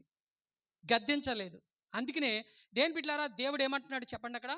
ఆయన సామెతల గ్రంథం 3:12 ప్రకారంగా మనం చూస్తున్నట్లయితే, తాను ప్రేమించిన వారిని గద్దించును. మీరు గమనించండి, దావీదుని ఎందుకు గద్దిస్తున్నాడు అని అంటే, ఇప్పుడు చెప్పండి, దావీదుని ఏం చేస్తున్నాడు దేవుడు? చెప్పండి, దావీదుని ఏం చేస్తున్నాడు? ప్రేమిస్తున్నాడు. నా ప్రియమైన దేవుని బిడ్డలారా, నేను కూడా ఒక సంఘటన చెప్పి నేను ముగించడానికి నేను ఇష్టపడతాను. నేను ప్రభువులోకి వచ్చాను. ఎక్కువ సాక్ష్యంగా చెప్పను, కానీ నేను ప్రభువులోకి వచ్చి ప్రభులో నేను నడిపించబడతా ఉన్నాను. నేను ప్రభులో నడిపించబడుతున్నాను. కానీ నడిపించబడుతున్నటువంటి నా జీవితంలో దేని బిడ్డలారా, సినిమాలు మానలేదు, నా షికారులు మానలేదు. కానీ బైబిల్ అట్టుకుని గుడికి వస్తున్నాను, బైబిల్ అట్టుకుని కూటాలకు వెళ్తున్నాను, బైబిల్ అట్టుకుని పాస్టర్ గారితో కూడా ఉంటున్నాను. కానీ నా సినిమాలు మానలేదు, నా షికారులు మానలేదు, నా విచ్చలవిడితనం మానలేదు. నేను గుడికి వెళ్తున్నాను, కానీ నా అడపతడప అడుగులు మానలేదు, నా అడ్డబిడ్డాల అడుగులు నేను మానలేదు. అలాగ వేసుకుంటూ నేను గుడికి వెళ్తున్నాను కానీ నా జీవితంలో సంపాదన లేదు. పేరుకి దేవుణ్ణి నమ్ముకున్నాను, ప్రభులో ఉన్నాను, కానీ నాకు సంపాదన లేదు. దేని బిడ్డలారా, అలా పెట్టను కొట్ట పొయ్యిలో పెట్టన్నట్టు జీవితం వెళ్తుంది. అయితే దేవుడి పేరుకి మాత్రం నమ్ముకున్నాను కానీ నాలో చిన్న మార్పు కూడా ఎంత మాత్రం కూడా రాలేదు. అయితే అలా ఐసా పైసా అనుకుంటున్నట్లుగా నేను దేవుని నమ్ముకున్నానని వెళ్తున్నాను, వస్తున్నాను, పని చేసుకుంటున్నాను, తింటున్నాను. అలాగా జరుగుతున్నటువంటి పరిస్థితుల్లో మా పరిస్థితి ఎలా మారిపోయిందంటే రోజు రోజుకి అప్పు చేసుకునే పరిస్థితి మారిపోయింది. రోజు రోజుకి అప్పు తెచ్చుకునే పరిస్థితి మారిపోయింది. చివరికి మా అమ్మ ఎంతగా మారిందనంటే బియ్యం అప్పు చేసేటంతగా మారిపోయింది. మా అమ్మగారు ఆ కుడిపక్క దేని బిడ్డలారా తూర్పేపున ఉన్న ఇళ్ళ దగ్గర అప్పు చేసుకొచ్చింది ఒక కుంచుడు బియ్యం, పడమటేపు అప్పు చేసుకొచ్చేసింది ఒక కుంచుడు బియ్యం, ఉత్తరం వైపు అప్పు చేసుకొచ్చేసింది ఒక కుంచుడు బియ్యం, దక్షిణ వైపు అప్పు చేసుకొచ్చేసింది ఒక కుంచుడు బియ్యం. నేను వెళ్ళి తెచ్చిచ్చిన డబ్బులు చివరికి అది మేము తినడానికి ఎందుకు కూడా సరిపోవట్లేదు. 4 పక్కల అప్పు చేసుకుని వచ్చేసిందండి మా అమ్మ బియ్యం. ఇలాగ అప్పు చేసుకుని వచ్చేసింది. పేరుకు దేవుని నమ్ముకున్నా, మరి దేవుని నమ్ముకున్న వాడికి ఎందుకు అసలు ఈ తిప్పలో? మా నాన్నగారు చనిపోయాకనే మేము దేవుళ్ళకి వచ్చామండి. అందుకే పొడుగు అయిపోద్దని సాక్షి నేను పొడుగ్గా పెంచట్లేదు, షార్ట్ కట్లో చెప్తున్నాను. అయితే మరి దేవుని నమ్ముకున్నప్పుడు మాకు ఎందుకు ఇన్ని తిప్పలు? తినడానికి లేకపోవడం ఏంటి అంటే మీరు గమనించండి, నేను పేరుకు దేవుని నమ్ముకున్నాను కానీ నా వ్యసనాలు నా అలవాట్లు మానుకోలేదు. నా స్నేహితులు చాలామంది ఉంటారు ఇక్కడ, నా బ్యాచ్ చాలామంది ఉంటారు ఇక్కడ, కాబట్టి నేను మానుకోలేదు. కాబట్టి నా పరిస్థితులు అలాగా దేని బిడ్డలారా నేను వెళ్తున్నాను తప్ప నాకు చేతులకు రూపాయి ఆదాయం వచ్చే విధానం కనబడతలేదు. దానివల్ల అప్పు అయిపోయాం. చివరికి మా అమ్మగారు అన్ని చోట్ల బియ్యం తెచ్చేసి ఓ రోజు ఏమందానంటే, ఒరే అన్ని చోట్ల బియ్యం అప్పు తెచ్చేసాను, ఇక మరలా మనం బియ్యం అప్పుకి వెళ్తే ఇక మనల్ని చీ అంటారు తప్ప ఇంకేమనరు. నేను ఎక్కడికి అప్పుకి వెళ్ళలేను, నువ్వు తెత్తే వండుతాను, నువ్వు తేకపోతే ఇక నేను ఏం చేయలేను, మరి అలా మాడిపోవటమే, ఏం చేస్తావో చెయ్యి అని చెప్పేసి అన్నది. ఈ రోజుకి వండేసి ఉన్నాయి, ఇక రేపు తెల్లారితే ఇంక బియ్యం లేవు, నువ్వు తెత్తేనే వండుతానని చెప్పేసి అన్నది. ఆ రాత్రి భోజనం చేసి పడుకుంటూ నిద్ర పడతలేదు. మా గదిలో మా అమ్మ, నేను, మాతో పాటు ఒక 2 ముసలమ్మలు, ఒక 2 భార్య భర్తలు, 2 మనుషులు, వీళ్ళందరం ప్రార్థన చేసుకుంటూ ఆ గదిలో అలా పడుకుంటూ ఉంటుంటారనమాట. అందరం పడుకున్నాం. ఆ 2 భార్య భర్తలు ఉన్నారు, 2 ముసలమ్మలు ఉన్నారు, మా అమ్మ ఉంది, నేనున్నాను, మా తమ్ముడు అవతల పక్కన పడుకుంటూ ఉంటాడు. అయితే నిద్ర పడతలేదు, అటు తిరుగుతున్నాను ఇటు తిరుగుతున్నాను, నిద్ర పడతలేదు. ఎలా అయిపోతుంది ఇటు పరిస్థితి అని చెప్పేసి నాకు భయం వేసేస్తుంది. పొద్దునకి ఏమి లేవు, బియ్యం లేవు, ఏం చేయనన్నది, అప్పు తేనన్నది, వంట చేయనన్నది, బియ్యం ఎలాగా, మనం వెళ్ళే పని పట్లలో ఏమీ ఆధారం కనపడతలేదు. వెళ్తున్నాను పనికి, కరెంట్ పనికి వెళ్తున్నాను, కానీ ఆ వచ్చే రూపాయి కూడా మనకు ఆధారం కనపడతలేదు, ఎవడు పిలవట్లేదు, ఒకవేళ పిలిచినా వెళ్తే సరైన డబ్బులు ఇవ్వట్లేదు, ఇచ్చినా డబ్బులు సరిపోవట్లేదు. ఇక నాకు రాత్రి తెల్లవారులు నిద్ర పట్టగా సరిగ్గా 1 గంట రేత్రి కాడికి నాకు ఒక ఆలోచన వచ్చింది. ఇక మనం బ్రతికితే తమ్ముడు తల్లిని బతికించాలి, వాళ్ళు పెంచాలి, వాళ్ళకి అన్నీ తెచ్చి పెంచాలి, పెంచడానికి నా దగ్గర ఓపిక లేదు. ఇక మనం పనిలోకి వెళ్ళి తెచ్చే ఆధారం లేదు, దారి లేదు.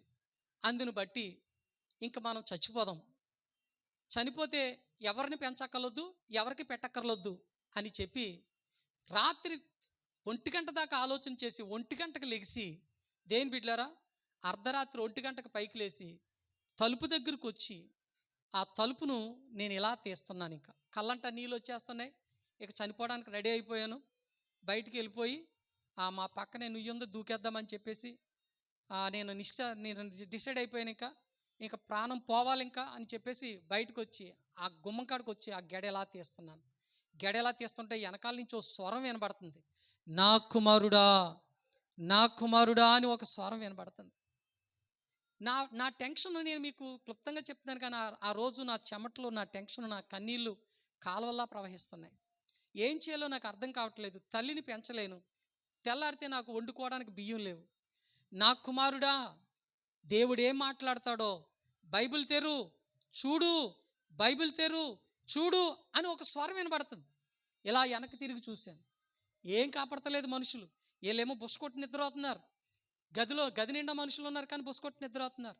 మళ్ళా తీయబోతున్నాను, నిన్నే ఎందుకు భయపడుతున్నావు, నా కుమారుడా బైబిల్ తెరు అని చెప్పి మరొక స్వరం వినబడుతుంటుంటే అప్పుడు బైబిల్ ఇలా పట్టుకున్నాను, ఇలా దగ్గరికి వచ్చేసాను. ఈ బోర్డు మీద బుడ్డు ఉండేది ఎన్నాల, ఇప్పుడు ఉంటుందో లేదు తెలియదు కానీ అలాంటి కరెంట్ బోర్డు మీద బుడ్డు ఉండేది అనమాట. ఆ బుడ్డుగాడికి వచ్చి తండ్రి నువ్వేం మాట్లాడతావో అయితే మరి ఇదిగో నేను బైబిల్ తెరుస్తున్నాను ప్రభా అని ఇలా బైబిల్ తెరిచి ఇలా ఏలు పెట్టి ఇలా పక్కన పెట్టి అప్పుడు దాన్ని చదవటం చూశాను. అప్పుడు ఆ వాక్యం ఏమొచ్చింది అని అంటే చూడండి, సామెతల గ్రంథం 3:11. సామెతల గ్రంథం, నా కుమారుడా యెహోవా శిక్షను తృణీకరింపవద్దు, ఆయన గద్దింపునకు విసుకవద్దు. తండ్రి తనకిష్టమైన కుమారుని గద్దించిన రీతిగా యెహోవా తాను ప్రేమించిన వారిని గద్దించును. చప్పట్లు కొట్టి దేవుని మహింపరుద్దాం. హల్లెలూయా, హల్లెలూయా. నా కుమారుడా యెహోవా శిక్షను తృణీకరింపవద్దు, ఆయన గద్దింపును విసుగవద్దు, ఆయన ప్రేమించిన వారిని గద్దించును. అంటే ఇప్పుడు నన్ను ఏం చేస్తున్నాడు ఆయన? గద్దిస్తున్నాడు. నన్ను ఏం చేస్తున్నాడు ఆయన? ఏమండి, గద్దిస్తున్నాడు. అక్కడ మొదట ఏం కనబడుతుంది? నా కుమారుడా, ఒకటి ఆయన శిక్ష, రెండు ఆయన గద్దింపు. ఎందుకు ఆ శిక్ష, ఎందుకు ఆ గద్దింపు? మూడోది పక్కన అంటున్నాడు ఆయన ప్రేమించిన వారిని గద్దించినట్టున్నాడు. అంటే గద్దిస్తున్నాడు, శిక్షిస్తున్నాడు. ఇక్కడ ఏం చేస్తున్నాడు? ప్రేమిస్తున్నాడు. ప్రేమ ఉంది కానీ నా మీద, కానీ శిక్ష చేస్తున్నాడు, గద్దిస్తున్నాడు ఆయన. అయితే ప్రేమ ఎందుకు ఉంది, గద్దింపు ఎందుకు, శిక్ష ఎందుకు అని అంటే ఆ గద్దింపు శిక్ష నేను వేస్తున్నటువంటి కోతేసాలకి. అర్థమైందా మీకు?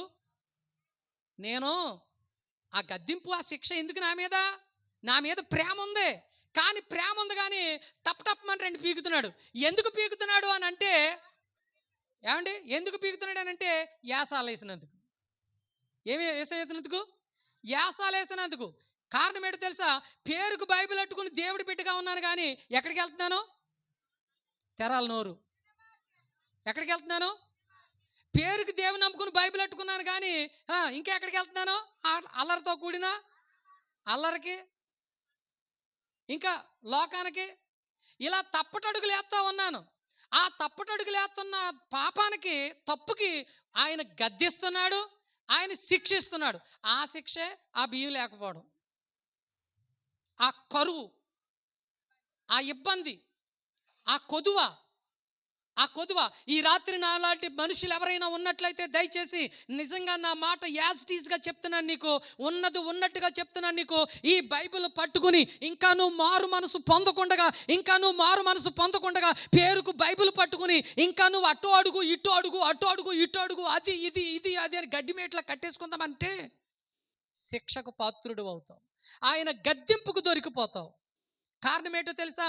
ఆయన నిన్ను ప్రేమిస్తున్నాడు, నువ్వు కావాలి ఆయనకి నువ్వు కావాలి, ఆయన నిన్ను ప్రేమిస్తున్నాడు, ఆయనకు నువ్వు అవసరం. కానీ నువ్వేమో ఆయన ప్రేమకు దొరకట్లేదు. పేరుకు బైబిల్ అట్టుకున్నావు కానీ నీ తప్పటడుగులు మానలేదు, నీ ఆలోచనలు మానలేదు, నీ ఉద్దేశాలు మానలేదు, నీ తిరుగుళ్ళు మానలేదు, నీ వ్యసనాలు కూడా ఏం చేయలేదు, నువ్వు మానలేదు. ఆయన చూచి చూడలేనోడు అని అనుకుంటున్నావు. చూచి చూడలేనోడు కాదు. ఇక్కడ దావీదుని ఎలా గద్దిస్తున్నాడో ఒక్కసారి నువ్వు దానిని గ్రహిస్తే, ఆ పారాగ్రాఫ్ ఒక్కసారి పదే నువ్వు చదివితే ఆ భయం ఏంటో నీకు కలుగుతుంది.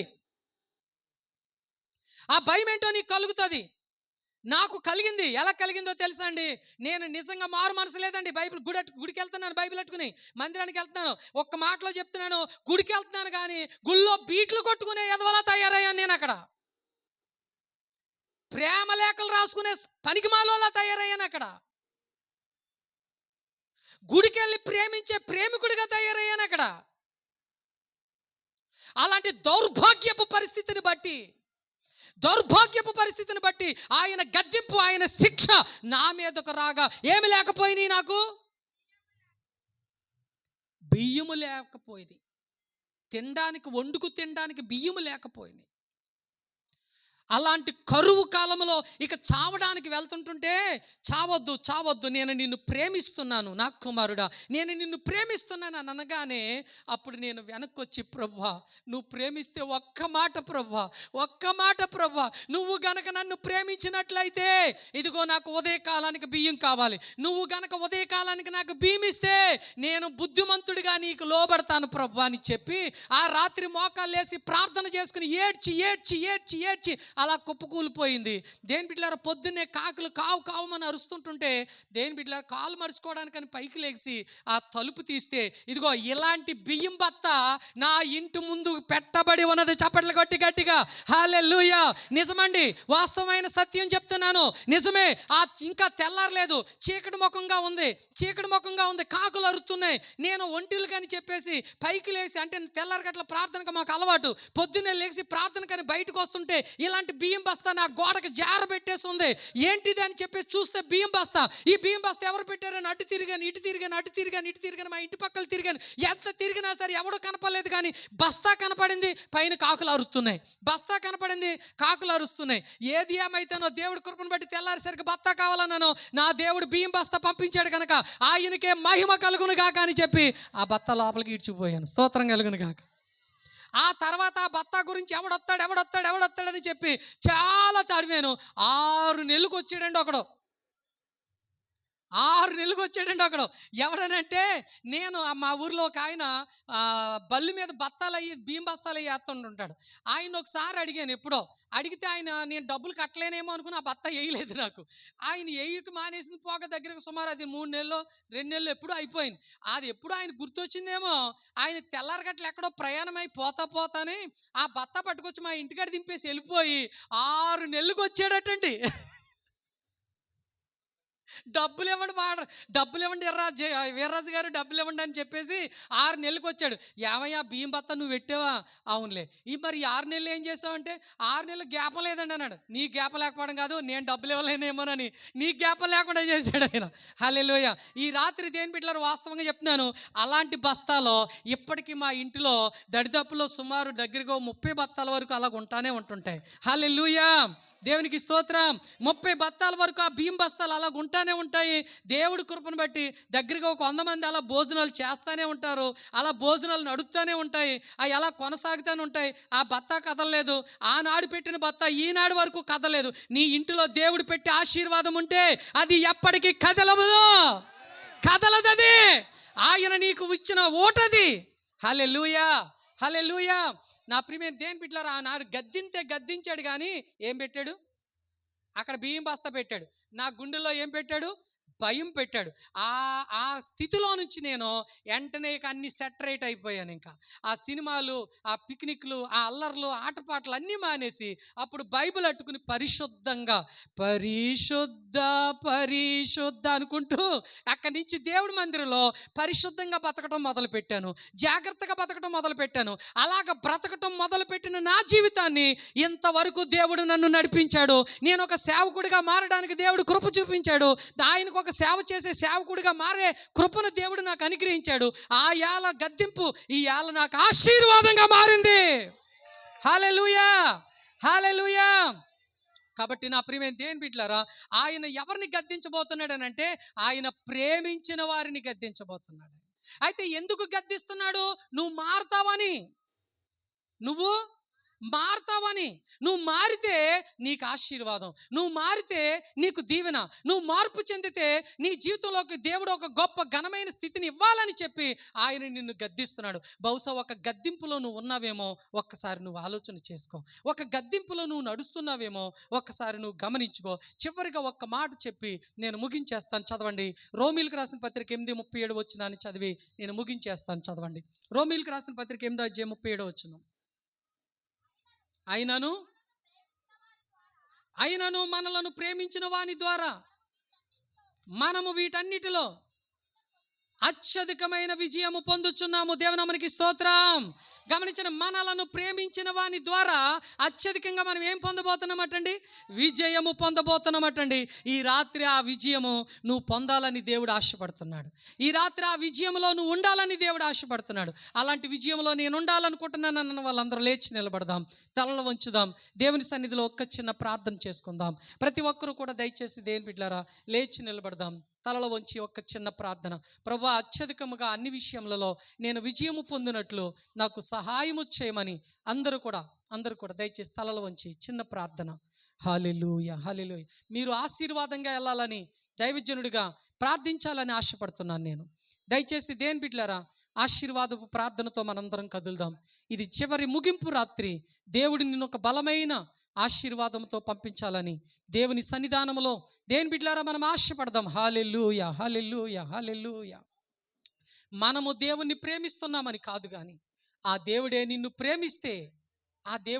ప్రేమిస్తే నీకు కలగబోతున్న ఆశీర్వాదము ఒకటి, నాశనకరమైన గుంటలో నుంచి దేవుడు నిన్ను లేవనెత్తబోతున్నాడు, నిన్ను విడిపించబోతున్నాడు, నిన్ను తప్పించబోతున్నాడు. అంతేకాదు, నిన్ను ప్రేమించినటువంటి నీ దేవుడు ఇదిగో శాపమును నీ మీదకు రాబోతున్నా, నీ మీదకు వచ్చుచున్న ఆ శాపమును దేవుడు ఆశీర్వాదంగా మార్చబోతున్నాడు. ఆ శాపాన్ని దేవుడు ఆశీర్వాదంగా మార్చబోతున్నాడు. దేని బిడ్డలారా, నిన్ను ప్రేమించిన దేవుడు నిన్ను గద్దించబోతున్నాడు. ఆయన గద్దింపుకు విసుగుతున్నావా? దయచేసి ఆయన గద్దింపుకు నీవు విసగవద్దు. నిన్ను ప్రేమించిన దేవుడు కాబట్టి నిన్ను గద్దిస్తున్నాడు.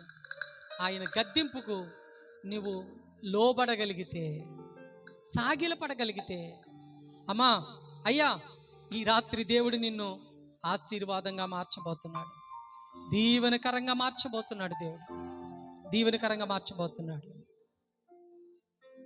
నీ పరిచర్యను తుదముట్టించుటేనా నియమమాయనే, నీ సన్నిధిలో నీ పొందుకోరి నీ స్నేహితుడానైతినే.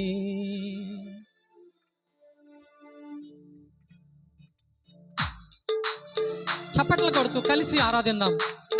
అమ్మ, మనం త్వరగా వెళ్ళిపోదాం. దయచేసి నువ్వు ఆశీర్వాదంగా వెళ్ళాలని, నీ కొరకు ప్రార్థన చేయాలని ఆశపడుతున్నాను. చప్పట్లు కొడుతూ దయచేసి ప్రతి ఒక్కరు ఏకాత్మతో, ఏకభావంతో హల్లెలూయా.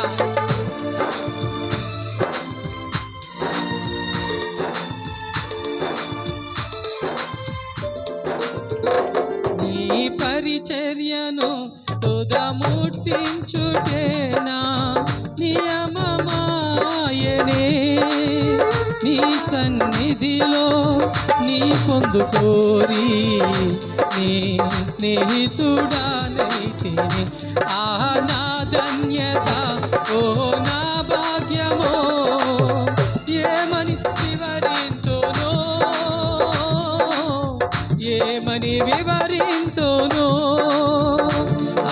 నా ధన్యత. అందరు కలిసి, నా భాగ్యమో, ఏమని వివరింతును, నేనెందుకని నీ సొత్తుగా మారితిని. యేసయ్యా, నీ రక్తము చే కడుగబడినందునా, యేసయ్యా, నీ రక్తము చే కడుగబడినందునా, నీ అనాది ప్రణాళికలో హర్షించెను నా హృదయ సీమా. నీ అనాది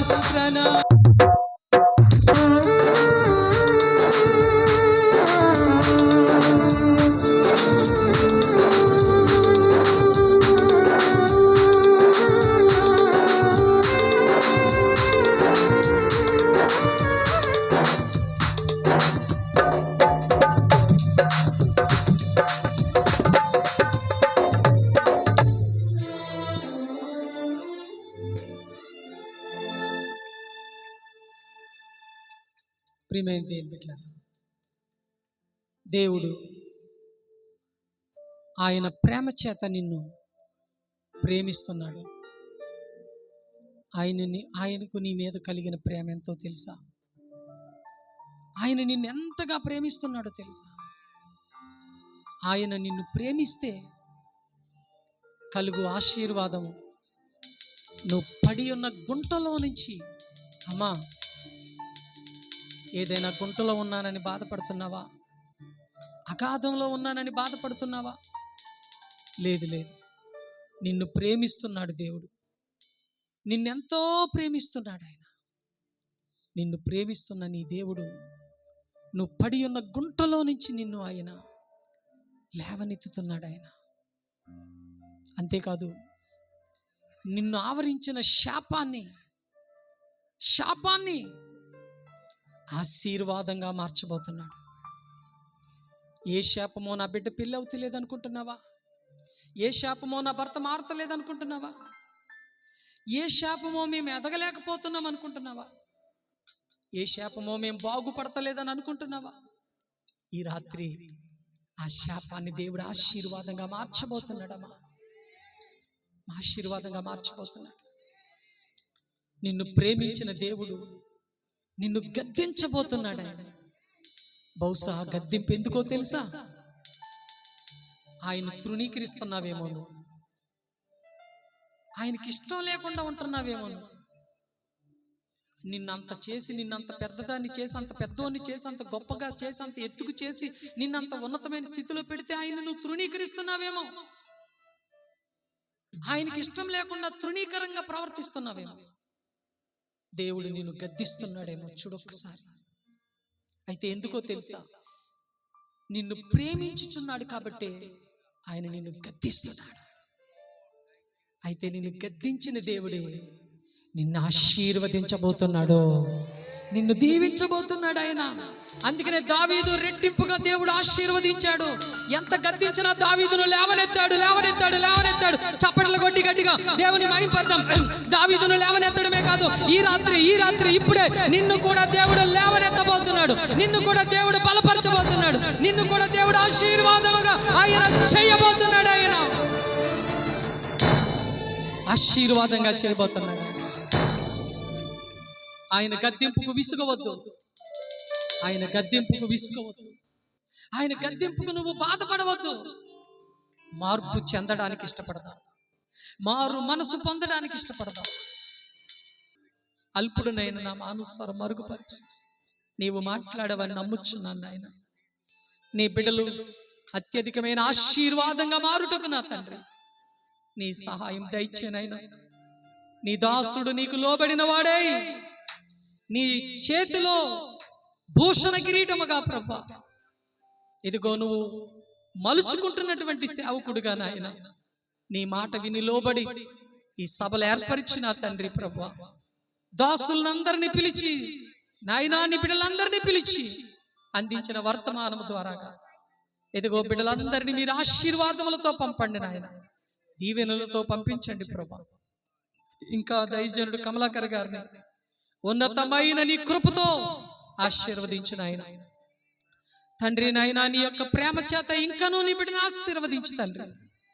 ఉన్నతమైన నీ కృపలో నడిపించి అత్యధికమైన నీ నామాన్ని మహింపరచుకోమని యేసుక్రీస్తు ప్రభుల వారి యొక్క దివ్య నామం పేరట ప్రార్థించి వేడుకుంటున్నాము తండ్రి. ఆమేన్.